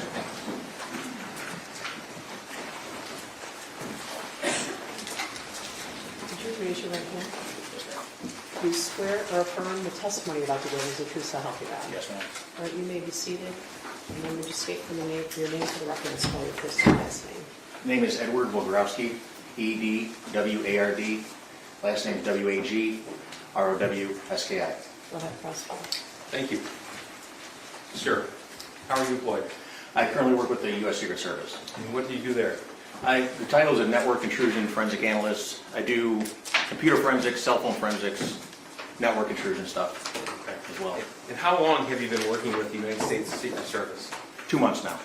And prior to that, where did you work? I worked with the Oakland County Sheriff's Office. And what did you do there? I was in the computer crimes unit. Okay. So, before, I take it you retired from the Sheriff's Office? Yes, I did. Okay, before retiring, how long did you spend there? My entire time there was 28 years. I was in the computer crimes unit for 10 years. Now, if you could tell us, please, what a detective with the Oakland County Sheriff's Office Computer Crimes Unit would do on a day-to-day basis. On a day-to-day basis, our job was electronic evidence, whether it's a cell phone, computer, DVRs from a business, whatever it may be. We were the ones that handled that. We're the ones that had the training how to get the data from that or get the video from it or interpret call detail records. Okay. So, Exhibit 43, it's been admitted, it's your CV. I'm not going to go through the whole thing. But is it fair to say that you've had specific training for your role there? Yes, sir. Okay, tell us about some of that. The main training that we go to with the Sheriff's Office was, there's an organization called IASIS to become a certified forensic computer examiner. That has a 6-month testing process after 2 weeks of training at their training event once a year. On top of that, for cell phones, there's other agencies. Celebrate has training they do for the tools that we use from them. And other agencies as far as PACC. Let me interrupt you there. When you say Celebrate, what's that? Oh, I'm sorry. Celebrate's a company, and they develop software and have tools to extract data from phones and then interpret that data. How often in your employment with the Sheriff's Office and with Secret Service would you say that you actually analyze cell phones? Almost every day. That's what we do. Okay. So you went through a lot of, just now, a very quick rendition of detectives' work with the Computer Crimes Unit. I didn't catch most of that. Can you simplify a little bit of that for me? So we get the data from the phones, and then we have to take that data and put it in a format that an officer in charge of a case, an OIC, is able to look at easily. Instead of sitting there scrolling through the phone, potentially changing data, we put it in a format, we take it off of there. When you say data, what do you mean by data? Everything on the phone, anything. Text messages, call logs, pictures, videos, anything that's on the phone.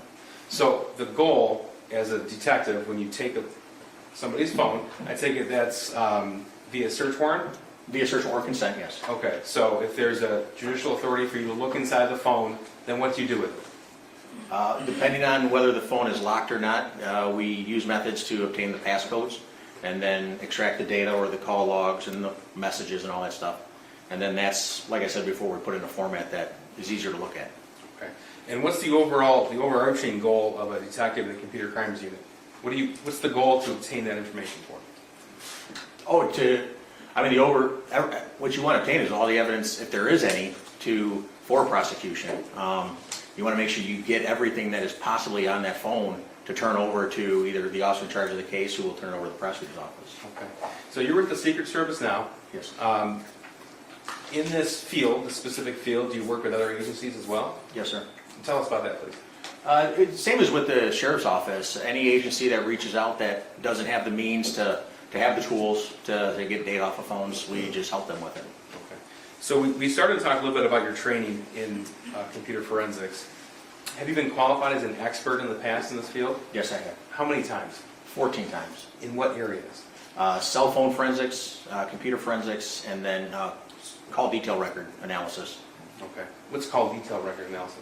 Call detail records are what you get from your carrier. If you have AT&T or T-Mobile, via search warrant, you send it off, search warrant off to the carrier to get information on the specific phone number, what towers they used, where the device might have been, stuff like that. Okay. You mentioned cell sites. And yeah, cell tower locations. What's that mean? The cell tower location is, it's an antenna for your phone, sort of like it is for your car. They're all over the place, wherever, probably within a mile of each other, half a mile of each other, depending on the population of the area. But it gives us the exact location where that cell tower is. Okay. So in your over 10 years of experience working with the digital extraction of data from cell phones, would you say this field has changed? Yes. Okay. Is your training continuing? Yes, sir, it does. Why is that? Well, just because the information changes, where an app might store information within the program itself, the little program, might change on every update. So we have to know where we can go to find it if the tool can't find it for us. Okay, when you say the tool, what's that mean? The Celebrate software, either the physical analyzer software or other methods to get the information off the phone. So then would it be fair to say that as technology has changed and evolved over time, so is the training of computer crimes detective? Yes, sir. Okay. And is that training continuing? Always. Judge, at this time I'm going to move to qualify this witness as an expert in the field of cell phone forensics and historical cell site analysis. Okay, he said computer forensics, cell phone forensics, car detail analysis. Are those the areas? That's what he's been qualified in the past, called detail records, but in this particular case, he's going to be qualified as an expert in the field of cell phone forensics and historical cell site analysis, Judge. Historical cell phone. Listening? No objection, Your Honor. You may consider this witness as an expert in the area of historical cell phone analysis and cell phone forensic analysis. Thank you, Judge. Cell site analysis. Cell site. Thank you, Judge. Sir, you mentioned that the overall goal is to extract as much information as possible. Would that be right? That's correct. Okay. So in a digital investigation, would you confine yourself to just a cell phone? No. Okay, so what other areas would you look for information? Outside the cell phone, the call detail record isn't stored in the phone. We have to reach out to the cell carrier. A particular app, whether it's Facebook Messenger or Instagram or whatever, we can search warrant them to get information for somebody's account. Okay. Now, if you could tell the jury a little bit, please, about what a cell phone does that might not be commonly known. When you're not using it, when you're not interacting with it and swiping up and down and stuff like that, it could be updating your email, because you don't always tell the phone to update, it just does it by itself. Or it's talking to a cell tower to know exactly where you might be in case it needs to send you a message, or it knows whether you're not in range or not, so the carrier knows to hold on to that message. There's a lot going on in the background that people just don't know the function's happening, but yet it's continually happening. Is that while a phone's powered on? Oh, yes. Okay, so what happens if a phone's powered off? Nothing. It can't do anything. It can't receive information, can't send information. Okay. Now what about Android phones specifically? Have you had the opportunity to be trained in data extraction from Android phones? Yes, sir. Okay. Is that the same as Apple phones? iPhones? Not entirely. How the operating system is written, it's It's a little different in the process in getting the data off of the phones. What do you mean? On Android phones, it's a little bit easier to get the data off of a phone than it is an Apple phone. You said operating system, what does that mean? The main function, when you look at the phone, the main screen, that's like Windows for your computer, right? Or iOS for your Mac or whatever. The operating system is the base of that phone, whether it's Android or an Apple, which uses iOS, an Apple phone. That's the main thing that makes the phone function. Okay, and I think you said that Android operates differently than Apple? Yes, it does. Okay, can you explain that to me again, please? It operates a little different on how it stores data, how it retains that data, whether it's a file-based encryption, whether it's even encrypted at all, depending on the phone that you have, the manufacturer of that phone, and where it stores that data. Now, are you able to obtain someone's locations based upon a device? You can, yes. Tell me how that works. The phone's always looking where you are. Obviously, it's talking with towers. The tower tells the phone where it's at. For advertising purposes, let's say Google, for example, they put those little cookies on your phone so it knows where you're at all the time, right? And it knows that you like going to Burger King. So every time your phone knows that it's near Burger King because the map app is being used, it's going to tell you, oh, there's a Burger King nearby, or it'll pop up in your Facebook message feed or whatever. So that's, yeah. All right, cookies, what's that? Those are little trackers, I guess, to make it simple. It's a little tracker that's embedded in however the phone interacts with either the internet or an application. It's a little nugget that just sits on your phone, waiting to be activated to tell either Google where you're at, Apple where you're at, and to give the user a better experience with their phone. So, if I'm on my phone and looking at a website, for example, and I get that little bar at the bottom that says this website uses cookies, accept or yes or no. Yep. So if I either hit yes or I close out of that box, then it's tracked on my phone.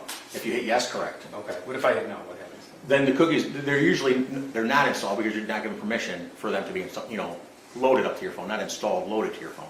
So in order for me to look at that website, for example, though, I'd have to hit yes. Not necessarily, no. Okay. No. So this is something that, as an investigator in this field, you're able to use to help understand the location of the device? Correct, yes. Okay, and tell me how that works, though.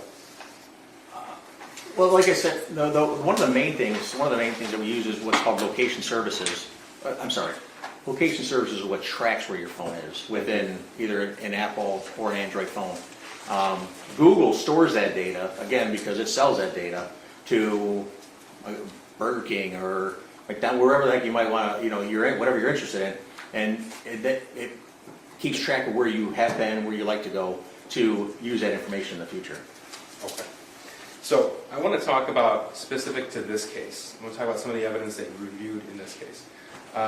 First of all, were cell phones seized in the course of this investigation? Yes, there was. Okay. And you were the individual, you and members of your team had the opportunity to review those cell phones? That's correct. Okay. What about information from social media outlets? Yes, we did. Okay. Now, regarding the cell phones, I'm going to summarize this, and I want you to tell me if this is accurate, okay? So, source of electronic information from the shooter, an Android phone, a T-Mobile phone, last four digits, 1551. Correct. Yep. That's right? Yes, sir. Okay. A Facebook account? Correct. And an Instagram account? That's correct. Okay. Now, regarding Jennifer Crumbley, there were 3 cell phone seized, is that right? Correct. Okay. So we have 2 from T-Mobile with the same identical phone number. Is that right? Okay. A TCL A509DL we refer to as a burner phone. What does that mean? A burner phone is what we refer to. It's a phone that you can go to Walmart in the electronics section where they sell their TVs or any CVS or Rite Aid and just buy it in a packaging and activate it. The SIM card's in there, and there's really no account that's needed to get it up and going. You just activate the phone by putting money towards the account within it. Okay. A Facebook account, jehn.crumbly.7, and includes the messenger functions. What do you mean by that? So Facebook Messenger and Facebook, separates 2 separate platforms. But you can search warrant Facebook for messenger information, or you just search warrant for messenger information. Okay. And then we have certain emails account from Gmail and Yahoo. Correct. All right, and then Instagram account, JEHNC78. Correct. Okay. So regarding James Crumbley, again, 3 phones were seized, 2 of which were T-Mobile phones with the same phone number, and the third being the TCL A509DL burner phone. Correct. Okay. 1 Instagram account, James R. Crumbley. 1 Facebook account, which included the messenger function, James R. Crumbley. And Yahoo, Gmail, Charter Communications email accounts. Correct. Okay. And then DoorDash search warrant for James Crumbley. So was the search warrant issued to DoorDash? Yes, it was. Okay. And was information received? Yes, it was. Okay. So we spoke about that very briefly early. A search warrant is when a judge or magistrate authorizes a document to a social media provider or a company, for example, and information is returned. Correct. Okay. And so what happens when you get that return?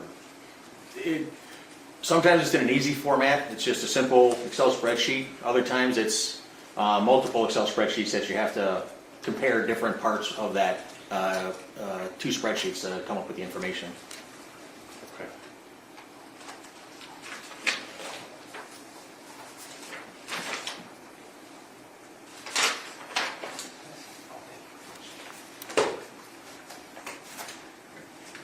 Now, your role normally would be to talk about cell phones, computers, cell towers, things like that.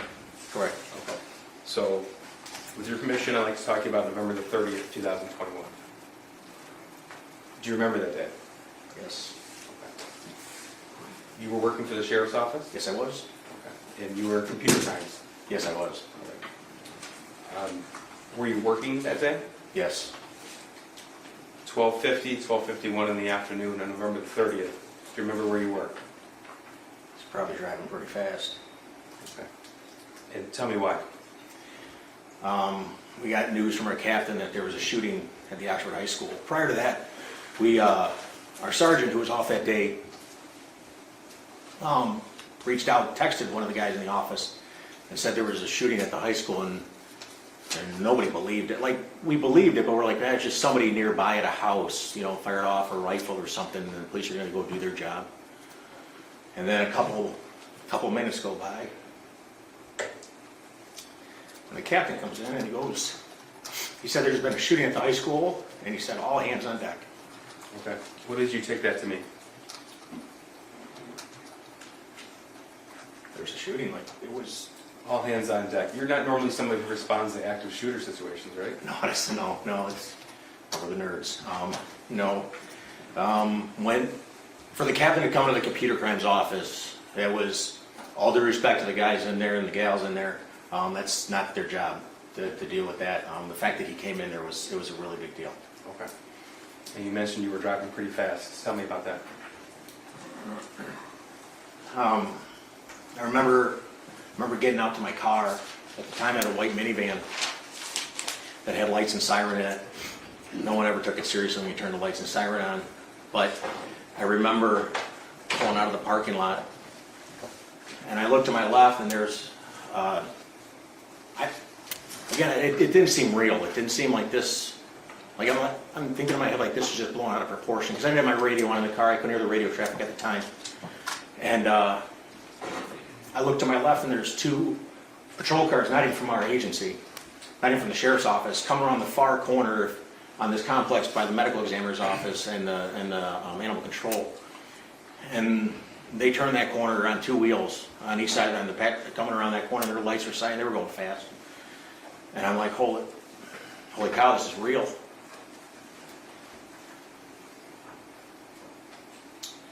So then I turned my lights on because I just thought we'd get there and do what computer crimes does, We would do our thing. And I turned my lights on, and siren,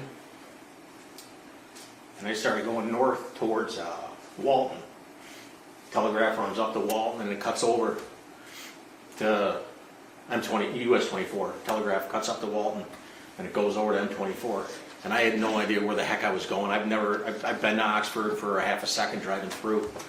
And I thought, well, I remember thinking when I get there, I'll just follow the crowd because it's going to be big.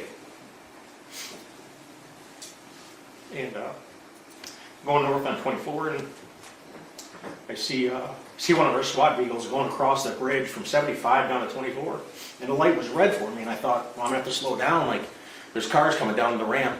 And I remember getting closer and closer thinking, how come nobody's going? Like, my light's red, this cross traffic should be going, like, because as a police officer, obviously, when you run a red light, it's extremely dangerous. You don't do it haphazardly. And I'm approaching this light thinking, I'm gonna have to slow down. And as I get to the light, I look over and there's a patrol car just sitting. I don't know what agency they work for. And so I go through that intersection, and then I see them join up behind me, and then I see 2 other patrol cars from another agency coming up behind me. I remember, I don't know if it was Brown Road or what, the next major crossroad up the hill there. I remember that light was red and there were cars stopped in both lanes, and I thought to myself, I'm gonna have to go onto the shoulder. And so I'm looking at the shoulder thinking, I mean, it's part dirt. It's a small shoulder of asphalt and dirt, and my small tires on that minivan, it's not gonna handle well, but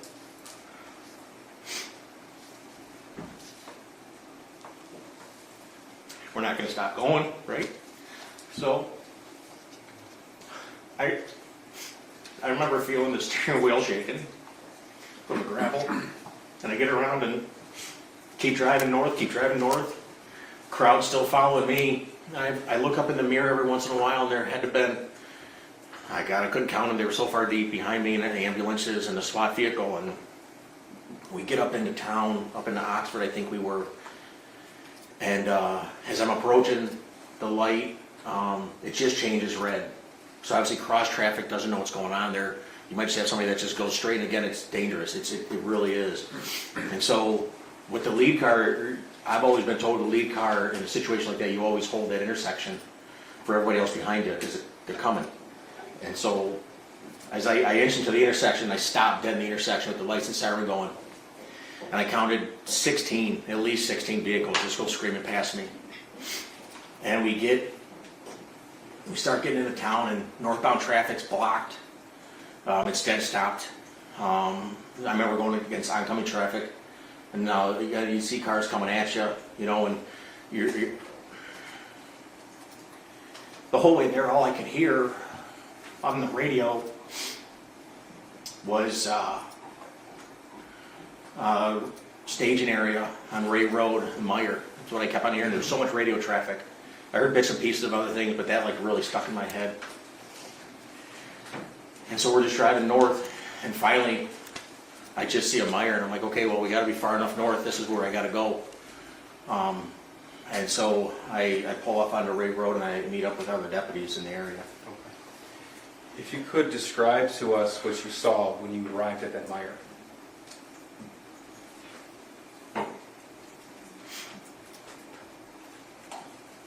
That was tough. That was really tough. I got a daughter who, she's 17, 18 years old, and, you know, 17-year-olds, you know, they wear those tight leggings and all that stuff and small shirts or whatever. And I remember standing there on Ray Road, and I see these kids. One kid didn't even have a shoe on. He only had one shoe on. Walking through the snowbank, going down to the Meyer. And I see these girls dressed like my daughter. And it was cold that day. I had 2 coats on, and I was shaking. I was shivering. It was so cold. I remember offering one of our lieutenants at the time, he didn't have a coat. And I offered one of my coats because I was so cold, and he didn't take it. But you just saw these kids just coming down from where the school was. Like, it's hard to describe. They look like zombies. Like, they had no facial expression, nothing. So there were kids there. Were their parents at the Meyer too? Down by the garden center. The crowd was heading that way, and it was chaos. It really was. I really didn't know what to do once I got there. I didn't know where the school was, even though it was just up the street. So everybody was walking to the garden center, so I started going that way. And at first, we were told to start getting people to sign their name into notebooks. We were just grabbing them off the shelves in the Meyer and boxes of pens and stuff, and just write their names in the notebooks for whatever. I don't know why they needed that. So I'm trying to walk around and get this information from people. And then they start yelling, someone starts yelling, get everybody inside, get everybody inside. So I go back outside to try to usher people in. And I remember just seeing like kids just standing there, and you put your arm on them. You don't want to, they just been through this, whatever happened up there. And I don't want to force them. I'm not going to grab them. I'm not going to make them do anything they don't want to do. So I sort of, like, if they didn't move, I just left them. They were okay. They weren't in harm's way. And I remember seeing parents just standing there, and because these school buses started arriving. And I remember thinking in my head, like, God, that is just crazy. Why in the heck are there school buses? I didn't know anything about the plan if something like this happened at the school. And I just see the parents, like,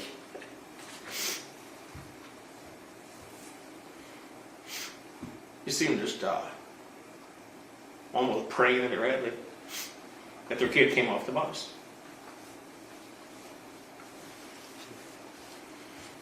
After you helped with the names and the notebooks, did you go to the school? Yes, I did. Okay. And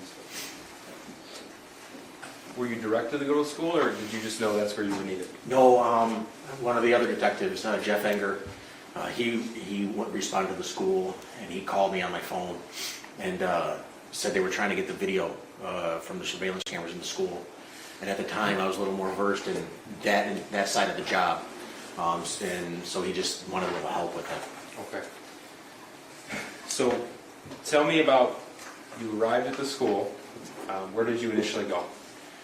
I went to what would be the north side of the school. There's a big circle drive there, and it's the side that like the main office is on of the school.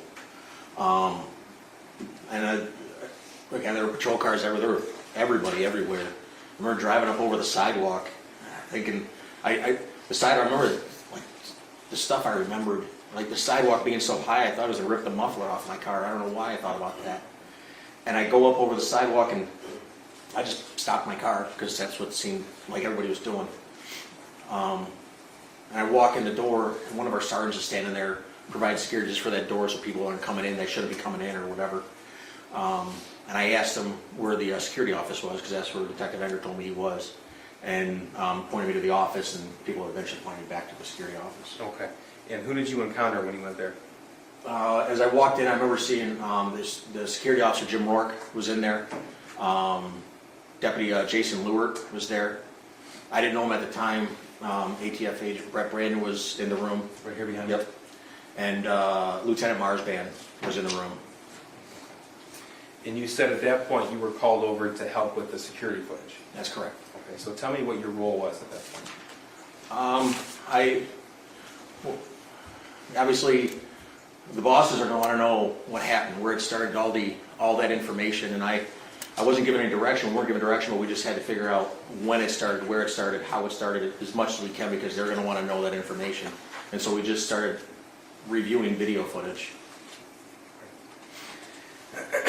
At that point in time, was the high school still being cleared?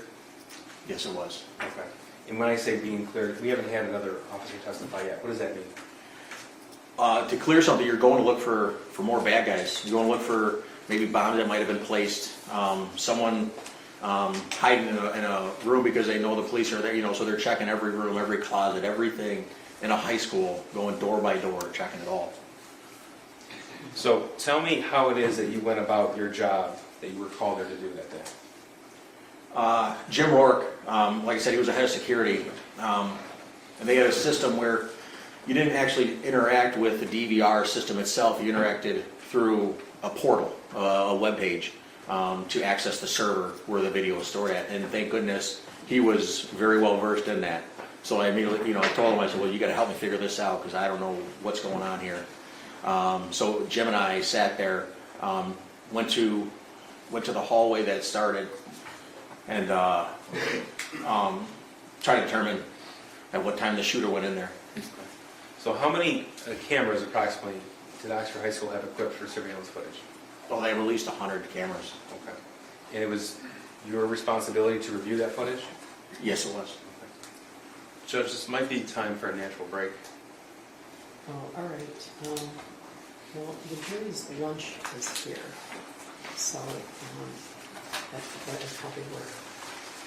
I'm not sure if I call you sergeant, detective, lieutenant, mister, hey you, none of those? That's fine. Okay, all right. You should not discuss your testimony because you're still on the stand right now, so please don't discuss your testimony with anyone, Yes, ma'am. all right? So you can step. Know what's going on here. So Jim and I sat there, went to the hallway that started, and tried to determine at what time the shooter went in there.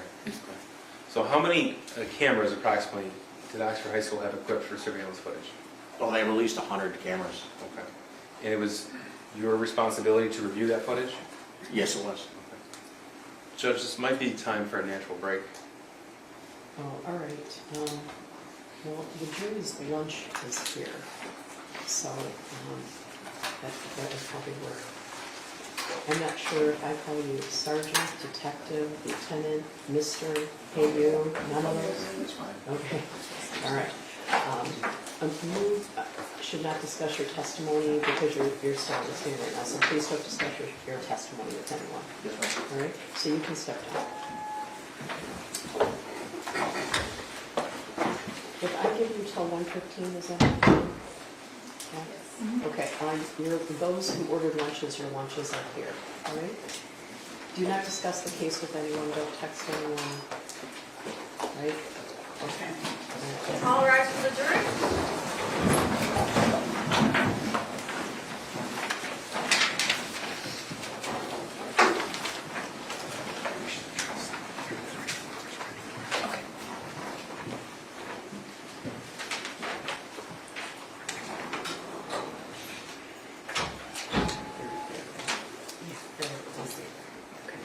All right, you can take them down. Is the court prepared for ruling on exhibits 133, 153? They would be through this officer's will. Okay, That's- all right. I'm going to take care of that. All right? I'm trying to I don't want to release the jury until he's. Yes, sir.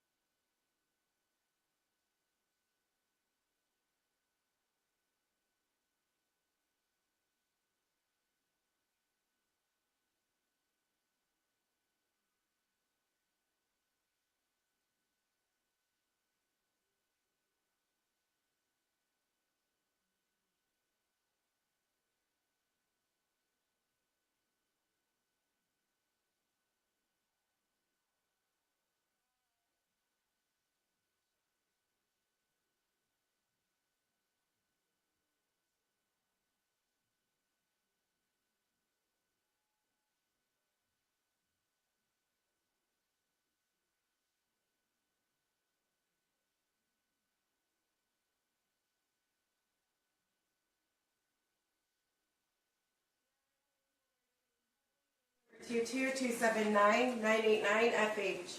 Thank you, Marquise, on behalf of the people. Karen McDonald on behalf of the people. Good afternoon, Your Honor. Maria Lehman on behalf of James Crumbley, who is standing to my left. You may be seated. We previously had our argument yesterday evening about numerous exhibits. A number of exhibits were allowed in, some were excluded this morning. There is a question remaining about People's Proposed Exhibit 133 and People's Proposed Exhibit 153. People's Proposed Exhibit 153, we heard argument about, it's the court's ruling that this exhibit does not qualify under any hearsay exception. It's the same ruling and for the same reason that Exhibit 118 was excluded. And then as it pertains to Exhibit 133, broke this exhibit down into two parts. The first one is the Tuesday 10 a.m. I have to go to my kid's school. Counselor just called, and this is what I'm dealing with. I'll be back by 11:30 to 12 the latest with a picture of the math homework. And that was a text between co-defendant Miss Jennifer Crumbley and her friend. And I don't find this text relevant to the case of James Crumbley. So I'm going to exclude it, except the prosecutor may raise it if it's necessary for some reason, an impeachment such as chronology or a knowledge issue. So if it's necessary to impeach some other evidence that's admitted, I'd reconsider that issue. With regard to the bottom part of this exhibit, again, plaintiff's exhibit 133, on Tuesday at 1:23 p.m.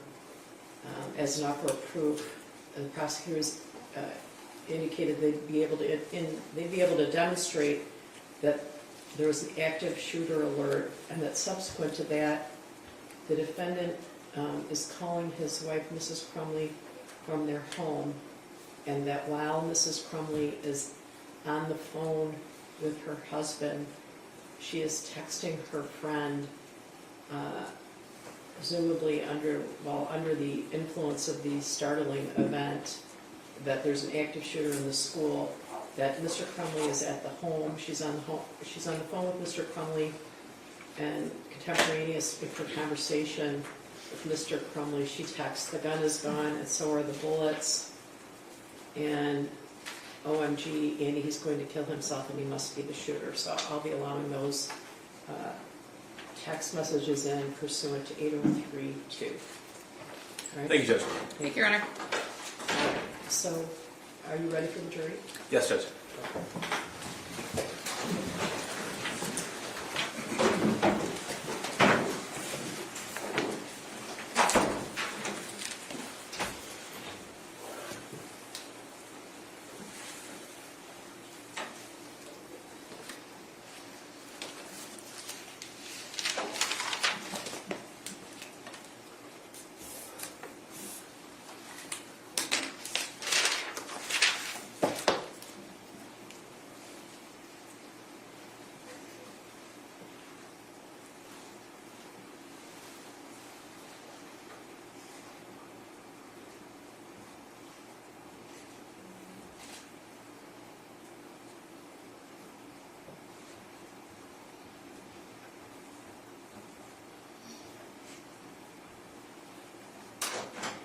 All rise for the jury.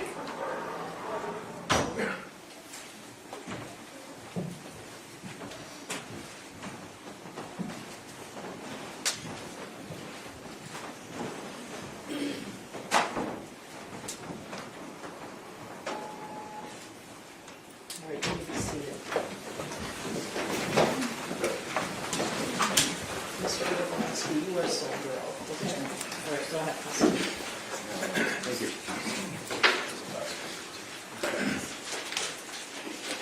Sir, we were talking about when you arrived at Oxford High School on November the 30th and you went to the security office.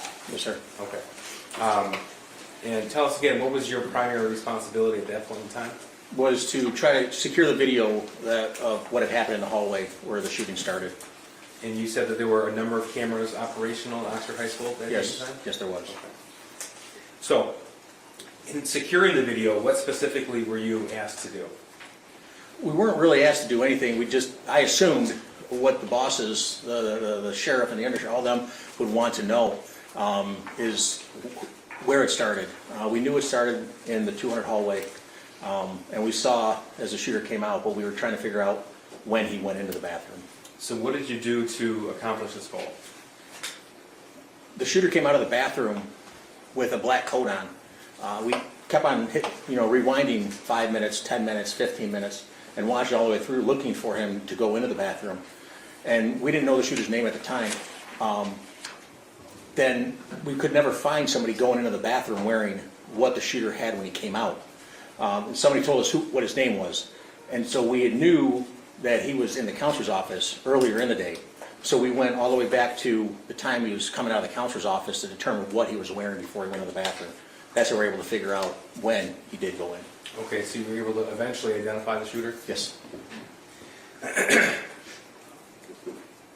Now, are you the person who actually synced together the camera footage for other investigators? Yes, I was. Okay, and tell me, how was it that you were able to do that?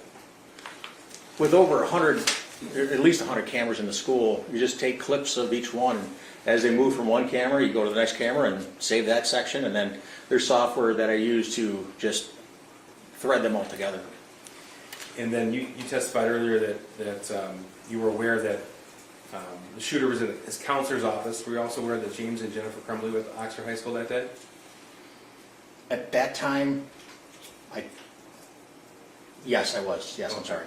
And eventually, were you requested to obtain as much surveillance video footage from that point in time as you could? Yes. Your Honor, I'm going to object to leading. It's just foundational, Joe. All right, sustain. Now, in the immediate days after the shooting, what was your primary responsibility with regard to the video? Different things came up. There was a rumor going around that the shooter had actually tried opening doors, and identifying himself as the police. Well, that was actually the police, but I had to go up there and get more video footage just to determine how far he went completely down the hallway before he turned around, and then what had happened in the surrounding hallways and such like that. And as the investigator who had to sync together the video, did you have to watch the video of the shooting itself? Yes, sir. All told, how many hours of video do you think you've watched to put this together? Too many. How many different angles did you have to see this from?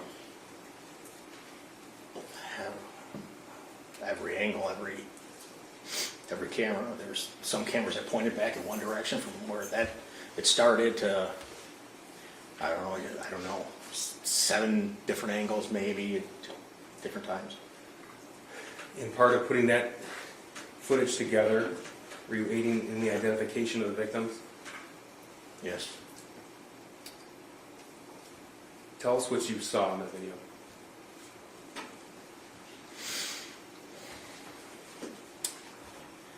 Started at 12:51. The shooter came out of the bathroom. I'll never forget it. He came out of that bathroom like what I've referred to before in my life, like a proud chest, like his shoulders were back.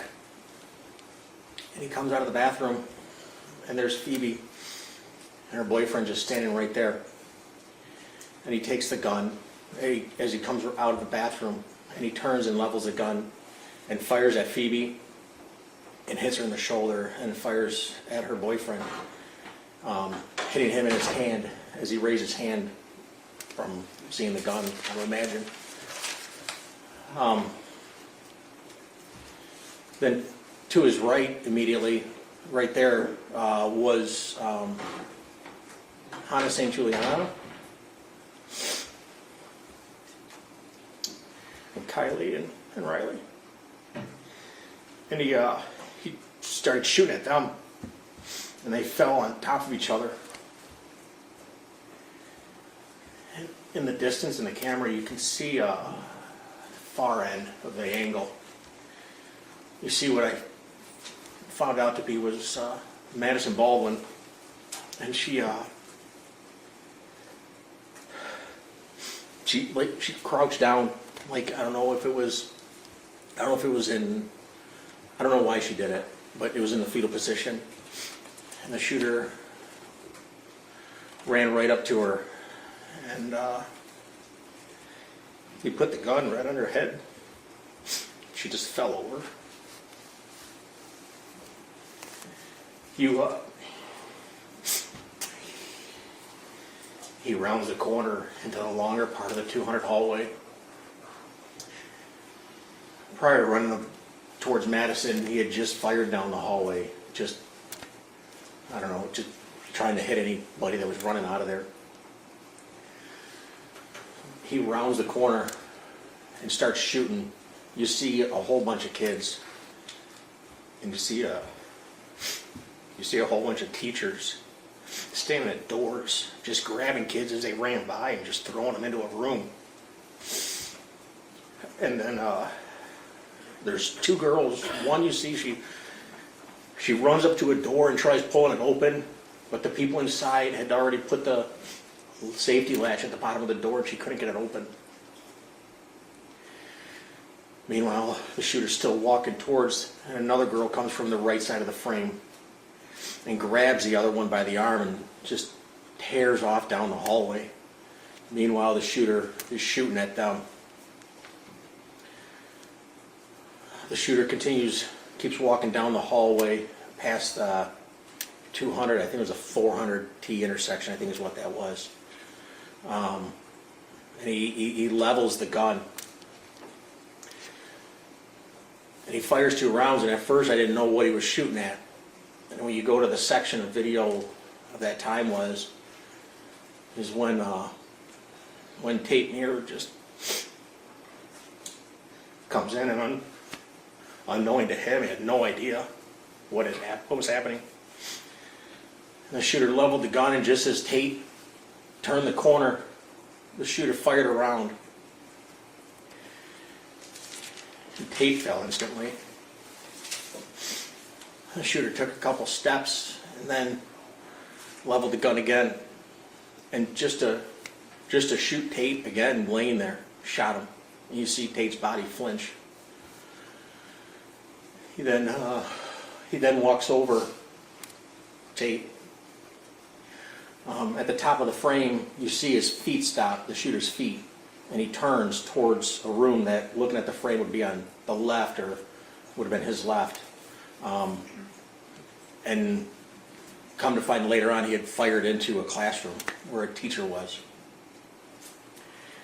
He continues on down the hallway, almost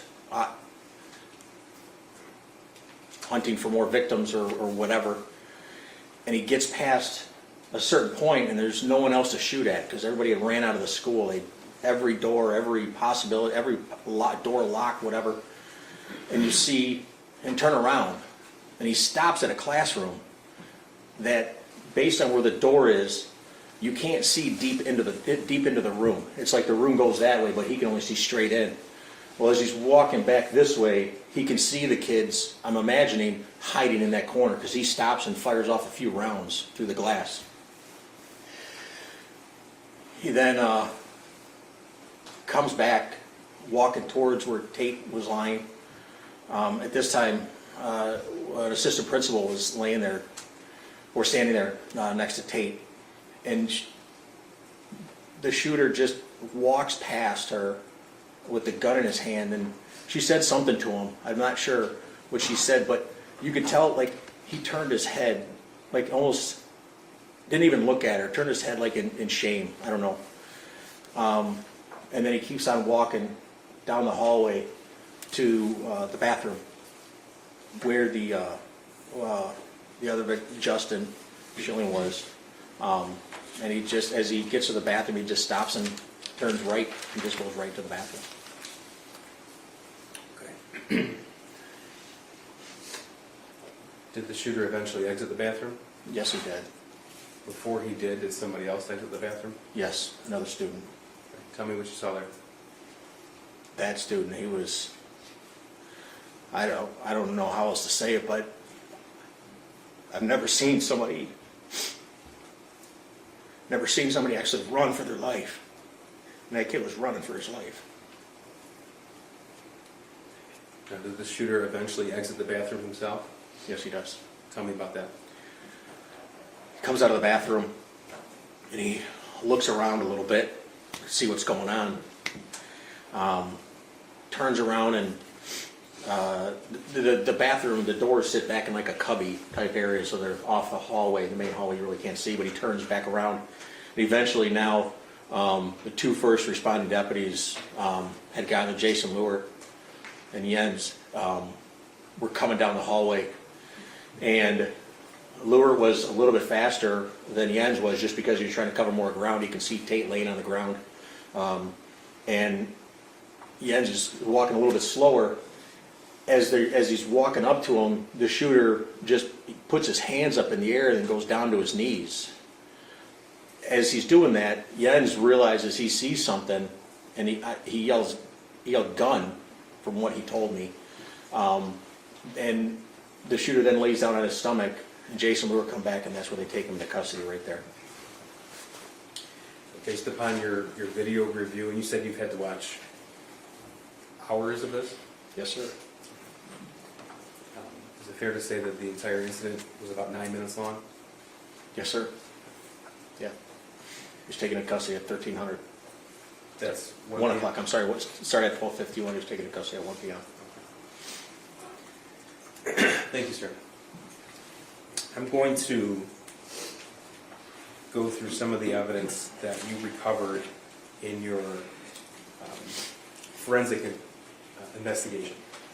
We talked about different information that you were able to draw upon from James Crumbley's phone, Jennifer Crumbley's phone, and the shooter's phone, as well as their social media accounts and emails. Yes, Right? that's correct. So you've seen all of the bits of every exhibit in this case you've seen, is that right? That's correct. Okay. And you've seen the demonstrative portions of those exhibits in this PowerPoint before too? Correct. Okay. So you're aware, and everyone's aware, we have a citation with the evidence number on that slide, as well as a citation to where from these sources of electronic information was pulled from. Correct, Okay. yes. Now, from what you reviewed of the exhibits, do they fairly and accurately depict the information that you extracted from the social media accounts and from devices themselves? Yes, it does. They do. So we'll start in late winter or early spring of 2021. Mr. Keys, can I just ask you, this source of electronic information, which exhibit is this specifically? This is not an exhibit, this is just a demonstrative aid for, Oh, okay. for the witness. All right. Thank you. So we'll start with March 8th of 2021. Before we get into that, a little bit of background. You were able to obtain a Facebook Messenger chat between James and Jennifer Crumbley? That's correct. And tell me how you were able to obtain that. We were talking earlier, you can send search warrants off after authorization from a judge to obtain information on someone's social media accounts or phone numbers. Okay. And did that happen in this case? Yes, it did. So I'm going to show you what's been admitted as, this is People's 44. Sir, what are we looking at here?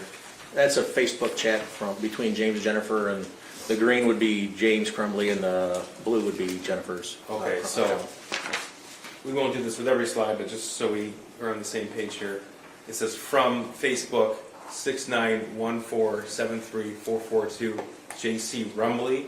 What does that mean? The numbers is the ID account that is signed by Facebook, and then the JC Rumbley is the screen name that was chosen by the user. Okay, and then we have, in the bottom of the text bubble, we have the date. So this is March 8th, 2021. The time, 3:09:50 p.m. And then it says UTC-5. What is that? It's just to tell you that it's been adjusted. So the normal information is captured in UTC time, -0. And all time starts in the point in Greenwich. It used to be called Greenwich Mean Time, GMT. Well, now it's UTC, Universal, like whatever it means.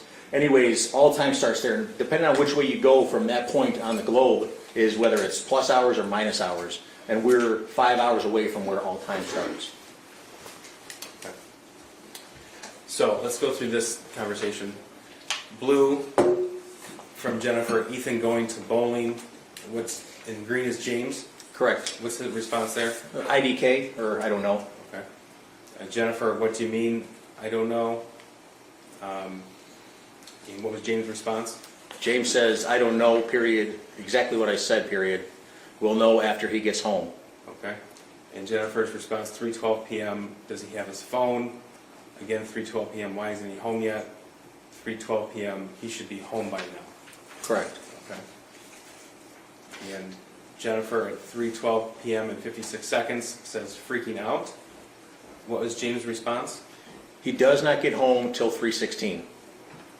Okay, so March 8, 2021, that was a weekday. From the combination of the digital evidence that you reviewed, location history, are you able to tell where James was when he was sending this message?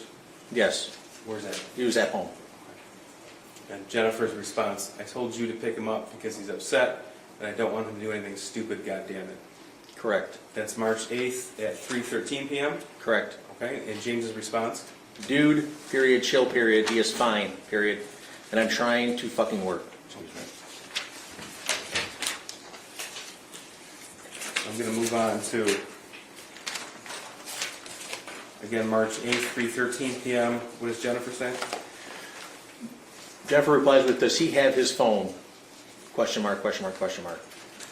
And James's response? Yes, but he won't answer while he is walking. I will let you know the minute he walks in. Okay. And Jennifer at 3:14 p.m. says what? I'm serious freaking out. Then she says, is he home yet? And that was 3 minutes later. That's March 8th, 2021. That was a Monday. It was 3:17 p.m. Yes, correct. I'm going to move on to Exhibit 61. Again, James and Jennifer Facebook messages. Blue will always be Jennifer, is that right? Correct, yes. Okay. March 19th, 9:37 a.m. Tell us what Jennifer writes, please. Jennifer writes, Ethan awake? Okay, James' response. Yeah. Jennifer, Replies with, how is he? and what does James say? James then says, he woke up looking like he had way, in all caps, too much to drink last night, complaining about a headache.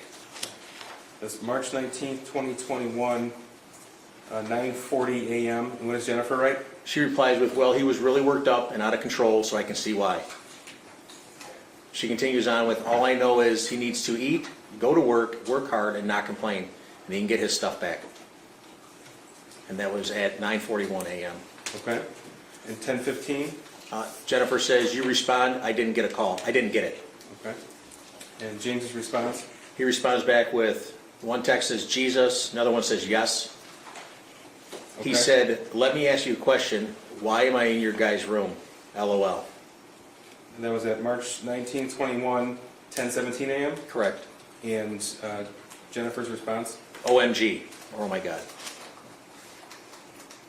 What did James write? James responds, I totally thought you were giving him a Xanax last night.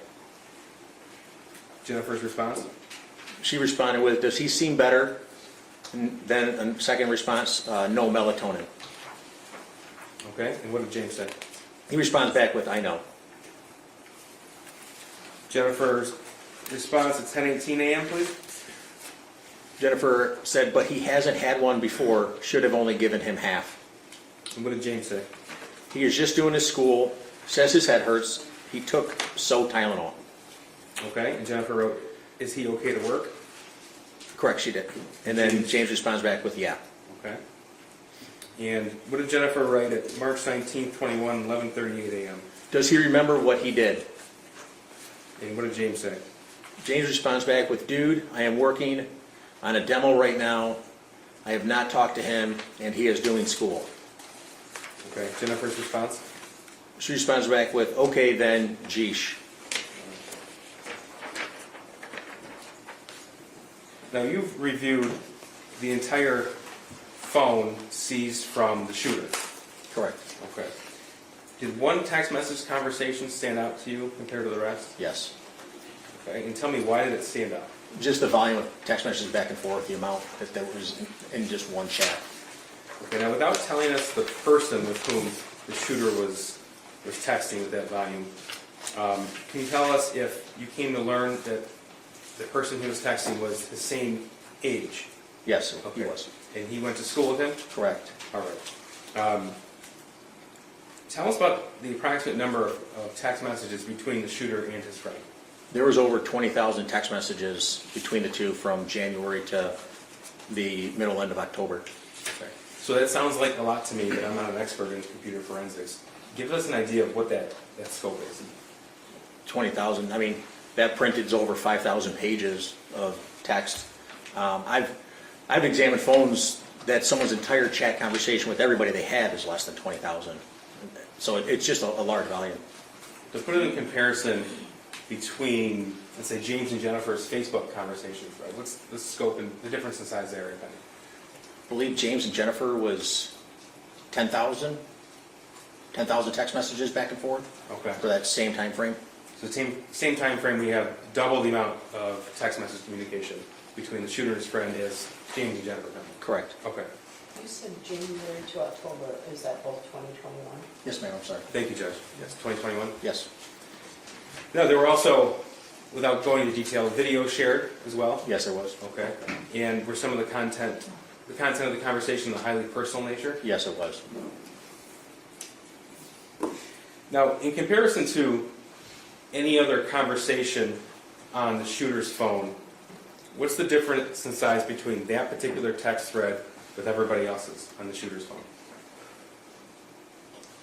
He had over 20,000 text messages with his one friend, and in comparison, there was, between anybody else, there was a combined, I want to say, less than 1,000 between anybody else that he had chatted with. So combined, less than 1,000. Yes. And then that one friend was over 20,000. Correct. Okay. Now, I'm going to show you just a very small portion of that, specifically April the 4th and April the 5th of 2021, which would be right about 2 weeks after the messages that we just saw between James and Jennifer Crumbley.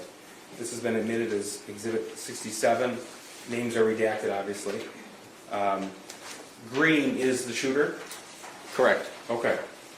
Tell us what the shooter wrote April 4th, 2021, 11:56 at night. He types, like I hear people talking to me and see someone in the distance, and then he appears to try to correct the spelling of the word distance. Okay. And April 4th, 2021, 11:56 and 50 seconds, what does he write? I actually asked my dad to take me to the doctor yesterday, but he just gave me some pills and told me to suck it up. And 11:57 p.m., what did he write? He continues on with, like it's at the point that I'm asking to go to the doctor. And then he says, my mom laughed when I told her. That was again 11:57 in the evening, April the 4th, 21. Correct. April 5th, 2021, this is just after midnight, what does he write? He tells his friend, but I'm having bad insomnia right now, RN, and paranoia. Okay. And then what does he write? I need help. That's at 12:11 a.m. Correct. And then at 12:12 a.m., what does he write? I was thinking I calling 911 too so I could go to the hospital. And continuing on, April 5th, 12:12 a.m., what does he write? But then my parents would be really pissed. And finally, 12:38 a.m., what does he write? He says, I'm going to ask my parents to go to the doctor's tomorrow, or Tuesday again. Then he continues with, but this time I'm going to tell them about the voices. And finally, he writes at 12:39 and 20 seconds, what? Like I am mentally and physically dying.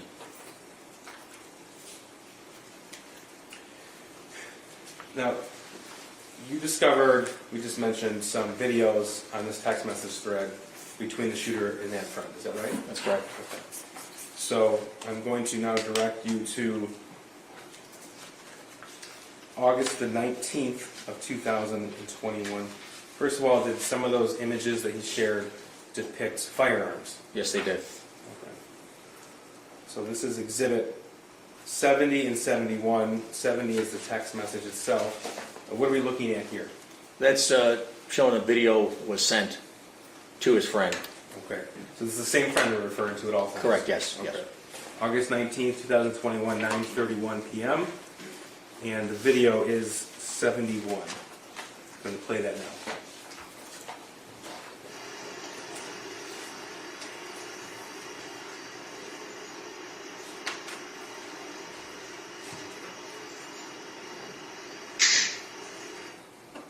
Now that's August 19th, 2021. Do you know what he was handling in his hand? That was a handgun. This is Exhibits 72 and 73. They've both been admitted. This is 8:20 a.m. at 12:30 in the morning, so we're carrying over past midnight from the last video. 72 is this text bubble. So what are we seeing here? Again, it's a text to his friend that he's been communicating with of another video of the gun. Okay. And this indicates that video was sent to his friend? Correct. I'm going to play 73 now.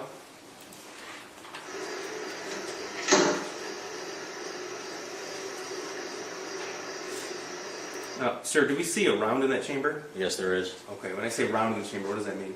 A bullet and a shell.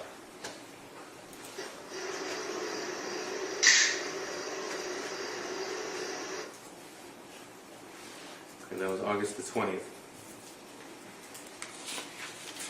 Now, were you able to tell if the defendant or Jennifer Crumbley were actually inside the home when the video was taken? Yes. Okay. I'm going to go through. And we talked earlier about how you're able to find certain location history. Correct. Okay. So, is it fair to say that you were able to do that for this specific date? That's correct, yes. So this is Exhibit 74. Green, and so we're aware, green will always be James Crumbley's location. Purple will be Jennifer Crumbley. Okay. What are we looking at here in Exhibit 74? That's a GPS location that was captured by Google. Is the Gmail account, jamescrumbly8@gmail.com, in the upper right corner, and on August 19th at 9:21 p.m. Okay, so that's on East Street. Did you come to learn that the Crumbley family lived at 112 East in Oxford? Yes, I did. Okay. So that indicates at least that his device is at the location approximately the time the first video on August 19th was taken. Correct. Okay.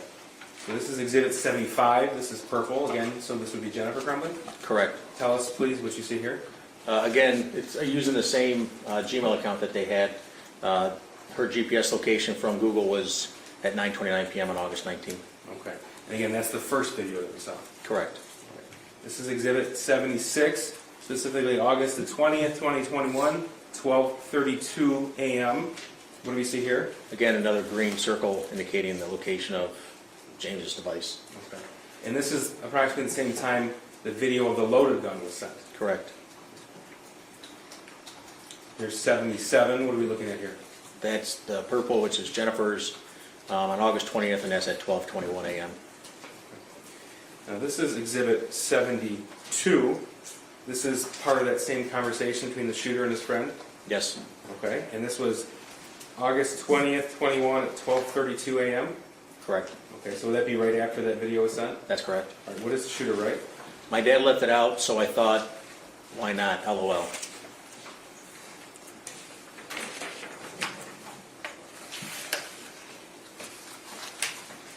Now, during the course of your investigation, did you come to learn that this friend that the shooter was communicating with abruptly left the state of Michigan? Yes. Okay. And did you learn if that was done without notice to the shooter? Correct, it was not. Okay, what do you base that belief on? James had reached out to the father of the shooter's friend, asking if everything was okay, and then the father of the friend told what was going on. I'm going to show you Exhibit 79. This is a text message from, you recovered off of James Crumbley's phone. Correct. Okay, and again, names are redacted here. Did Correct. you come to learn that this is the father of the shooter's friend? Yes. Okay. And what's the date here? This is on October 30th, 2021. Okay, at 9:52 p.m., what did he write? He wrote, "Hey Mark, sorry for the late text. Hope the family is well. Just wanted to check in and make sure everything is okay with the shooter's friend. Ethan's been trying to get a hold of him for a few days. Did not know if his phone was taken away, maybe, but just checking in. Ethan wanted to be with his friend for Halloween if he is okay." Now, we have this in the same conversation for context. This is October 30th, 21, 11:01 p.m. This was in response to that text? Correct. Okay. And what does he say? He says, "Hey James, thanks for checking in on him. Unfortunately, his friend is in a bad place with the OCD, unable to go to school most of this week. We are taking him out to Wisconsin tomorrow to put him in residential treatment. He'll be gone for 60 to 90 days. By far the hardest decision we've had to make. So he probably doesn't know how to approach it with Ethan or what to say. I think he is probably embarrassed about the situation and is the reason he is not answering.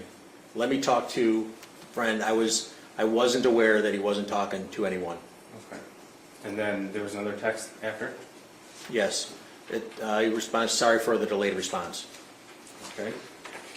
And 10:30:21 at 11:03 p.m.? The father of the friend says, "Let me talk to him and see how he wants to approach it with Ethan." Okay. And then when was James' response? James responds with, "Mark, please let me know if there's any way at all we can help. He is a great kid and always great over here and very welcome at all times. Please let me know if we can help." Okay. So that's October 30th, 2021, 11:10 p.m. Correct. Now, I want to talk to, moving to November of 2021. Did you find any information regarding James Crumbley's employment status? Yes. Okay. And tell us specifically regarding November of 21, what did you find? That he had lost his job on the 1st of the month. Okay. And did he subsequently find another job? Yes, he did. And do you recall when that was? Shortly thereafter, he started door dashing. Okay. This is exhibit, I'm sorry, we're still on page, exhibit 79. The response to James Crumbley's text was what? Always, the dad of the friend says, "Thank you, he loves you guys. Hopefully we can get him better, and Ethan can spend some time over here too. He has to voluntarily go, so there's a chance he may not be admitted. If you don't mind for now, if Ethan asked, tell him he had to go out of town unexpectedly. If he gets admitted, then we can give him full disclosure. Is that all right?" So here's exhibit 81. This is the, you mentioned he was door dashing? Correct. Okay.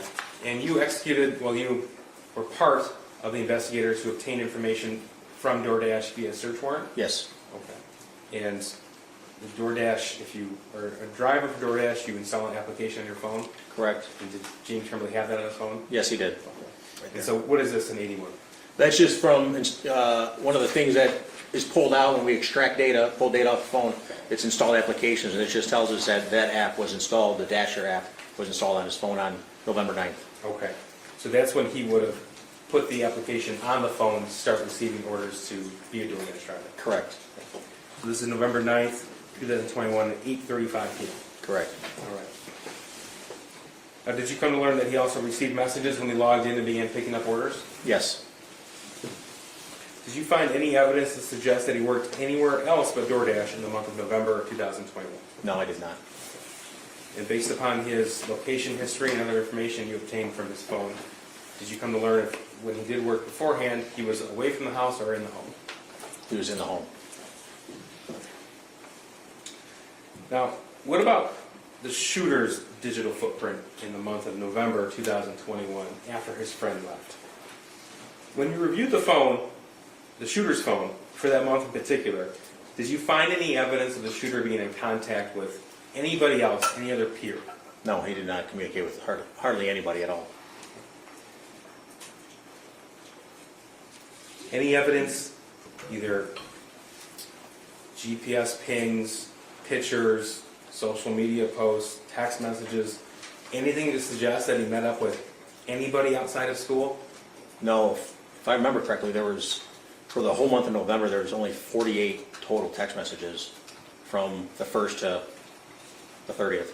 Okay. And what do those text messages include? A combined 6 of them were to James and Jennifer, and then the rest were, I remember seeing, he was accessing some app, maybe doing homework or something, trying to find, it appeared like you would text it, maybe a math problem or something, it would send you the answer, I'm not entirely certain, but that's what it looked like. Okay. But no evidence of plans to meet with a friend outside of school or, No. or anything Objection, like Your that? Honor, asked and answered. I don't think I asked that one. Keep going. Okay.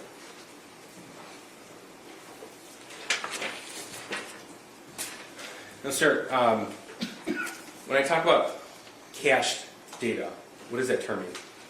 Cache data is data that's stored in a temporary file for your device, whether it's a phone or a computer, to pull that information back up again quickly. Whether it's recently viewed or something you look at a lot, the computer can do it quicker because it knows it has to go to this one folder instead of re-downloading it. Okay, so I understand it. Does that mean if it's, does every phone have a certain area of storage of cached data? Yes, and every app, just depending on what the app is, it would have its own folder of cache data, yes. Okay. So if there's something, for example, an image in cached data, what does that indicate to you as a forensic examiner? It would imply that someone had to, it would have had to have been on their phone, they would have had to have seen it. Okay.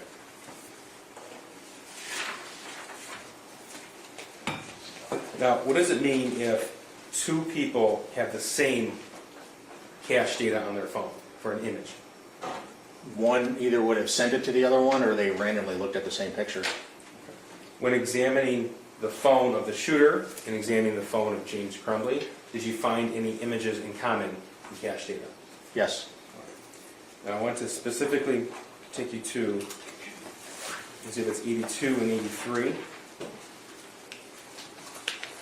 This is the extraction report and a screenshot. So first of all, 82 is the extraction report. This is a snippet of that, please. Tell me what that means. On 82? Yes. Where the file info is and stuff? Yes. That shows the name of the image when either you take a screenshot of something, it's going to name it real quickly, or if you receive it, it'll name it real quickly so it can track it within your device. And then where it says path, that's the file path that often tells you what happened, how something got on a computer, on a phone, is by reading the file path. So let's talk about file path for a second. Now, anytime you, as an expert in computer forensics and cell phone forensics, you're looking to find how a piece of data got on the phone, is that right? That's correct, yes. Okay, and so how does the file path aid you in that? It just tells, that right there, it tells us what they, like this one, for example, on the screen. It says Android messaging. I know this was done using the Android messaging app. Okay, so this was from the shooter's phone, and the file path you said had Android messaging? Correct. At the second line from the top, it says tar archive, and then data / and then com, Android messaging / Okay. Now, if something is found in cache data as opposed to just scrolling through the phone to find the image, what does that mean to you? that they would have seen it on their phone before. Okay, but why wouldn't you be able to find it just in messages? Probably, if it was deleted. Okay. So this is on the shooter's phone, and we have the, I guess, the forensic footprint of this image. Correct. And the image itself in Exhibit 83. Correct. Okay, so what is the exhibit itself in 83? That tells you right there, that's a screenshot, because at the top of it, you can see the top part of your phone. Usually it has a time up there and the battery life and the antenna strength that you have, and you can see that on the top of that image. Okay. So the screenshot here is 12/39. Correct. And we have the extraction report on 82 to verify. It's Monday, the 8th of November, 2021, 12:39 p.m. So that matches the screenshot? Correct, it does. And because Exhibit 82 has the actual time and date stamp with the UTC -5 that matches the screenshot, what does that mean to you? That image, that's the image that was sent with that. Okay. And this is on the shooter's phone? Correct. All right, so this is, this also has the file path here at 12:40 p.m. Tell me what we're looking at here. This one, so this file path is a little different. Again, starting where you see the word path on the screen there, and then going over, second line from under tar archive, it's the tct.cs.rcs. And the RCS tells me that that is rich content, and that's Android's way of being able to either share large files, to know, a lot of people have an Apple phone, you can tell when someone's texting you back. That RCS feature allows Android phones to do the same thing. Okay. So as a forensic examiner, you can tell us that that screenshot was sent by the defendant's phone based upon, by the shooter's phone based upon the file path? Absolutely, yes. Okay. Now here's exhibits 85 and 86. This is from James Crumbley's phone. What are we looking at here? On the right side is, I'm sorry, the left side, I apologize, is the extraction information that was given, the name that was given in the file path. and then the screenshot again on the right side. Okay, Exhibit 85, the extraction report here. It has the date and time. It's November the 8th, 2021, but this is 12:40 p.m., so that's later in time than what was found on the shooter's phone. Correct. Is that right? Correct, about 1 minute. But it's the same screenshot? Correct, it is. Now, did you find either screenshot of the 9mm, so price $299.99, used Smith & Wesson SD9VE in very good condition, comes with 2 16-round magazines and cleaning kit with an image of a firearm, is that right? Correct. Okay, did you find that screenshot in either messaging from James Crumbley or the shooter? From James Crumbley? Yes. No. Okay. But did you find it anywhere else on the phone other than the cache data? No, I did not. Okay. Have you seen reference to SD9VE 9mm elsewhere in this case? Yes, Where? in the shooter's journal. Okay. And again, because it's found in cache data and nowhere else, what does that mean to you? That it would have had at one time been on the phone. As you're opening the text message, your phone's going to say, I got to save that image so I can look at it if they want to open it up. So the fact that it's in the cache data tells me that they had opened it up Okay. to see it.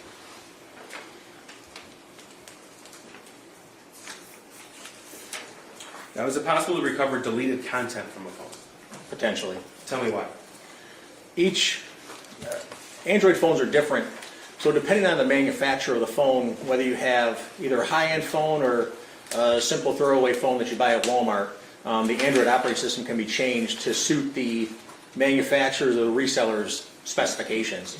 So if you want to sell a cheaper-end phone that doesn't have all the functionalities of a higher-end phone, usually doesn't have the features to be able to store longer content or retrieve deleted content.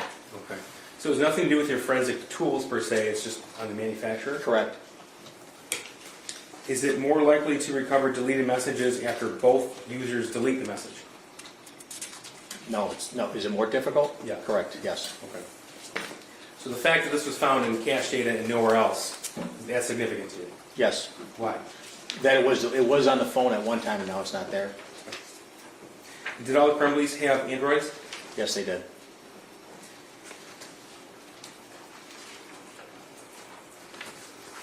I'm going to direct your attention now to the days before the shooting. We'll start with November the 26th of 2021.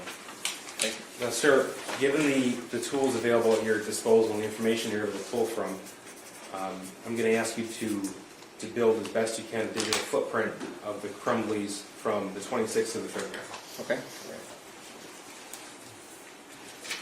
Now, are you familiar with the firearm purchase of the 6-hour 9mm on November the 26th, 2021? Yes. Okay.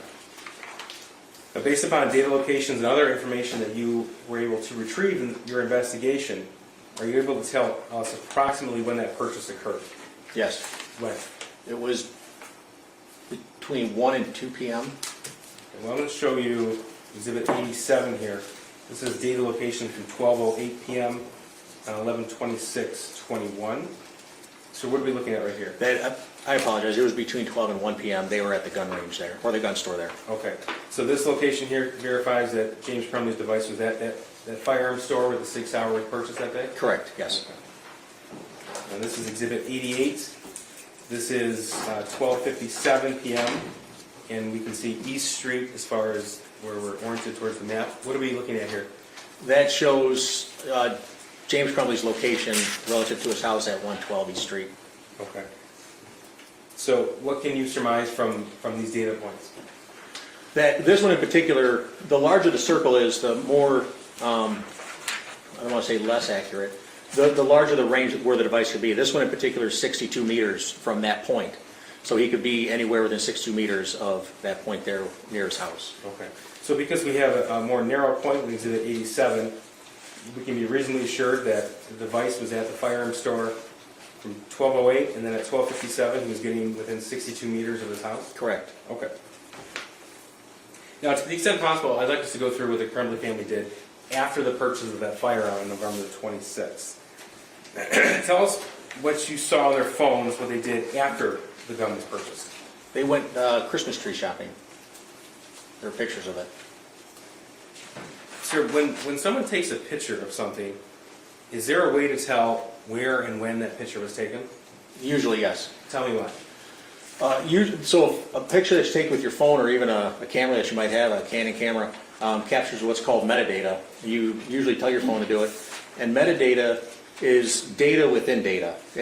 So the main information here that you see on the screen is of a map. Well, embedded in that could be how that map was made by the camera that took the picture, maybe the computer that took the picture, how even the screenshot was made. That's information that you don't see. That's the metadata. So we're looking at exhibits 89 and 90 here. So 89 is the metadata, 90 is the photograph itself. Tell us what we're looking at here. That's was taken from the shooter's phone, and he's holding a handgun that was purchased on the 26th. And the handgun on the grip there says 6 hour? Correct, it is. Okay. And so when and where was this picture taken? This was taken at the Crumbley home on November 26th And what time?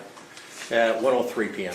Okay, so we saw from the location history that James Crumbley was almost at his house at 12:57 p.m. And this photograph was taken 6 minutes later? Correct. Now, did the shooter post anything on Instagram with regards to this firearm? He posted pictures of him holding the gun, and then telling people, ask questions, he'll answer. So here's exhibit 95. What do we see here? That's the Instagram post where the shooter wrote, "Just got my new beauty today, heart eye emojis, 6 hour, 9mm. Ask questions, I will answer."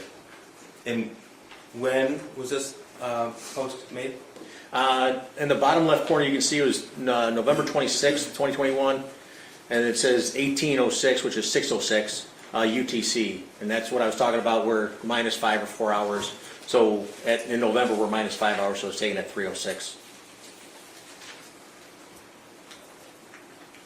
All right. Here is also exhibit 95. What do we see here? 106. I apologize, it was 106 that was taken. 106. Minus I was going 5 to from correct your math, 18. but Yes, I apologize. Another picture of him holding it in his hand, and that was taken shortly after at 1:06 p.m. on the okay, so 26th. same caption of the post, different photograph. Correct. All right. And here is again same time, same caption. Yes, just looking down the sights of the gun. Okay. We see 3 dots at the top of the firearm. What is that? Those are the sights of the gun. The two on the outside in the front post. If you don't know, you line those up. It's called your sight picture. You get those 3 dots in a line. If you have equal light on either side, it's where your round's going to go. And he's just practicing lining up the sights.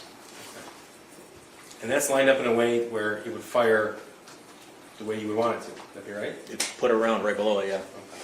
And same caption. Just got my new beauty today. 6 hour.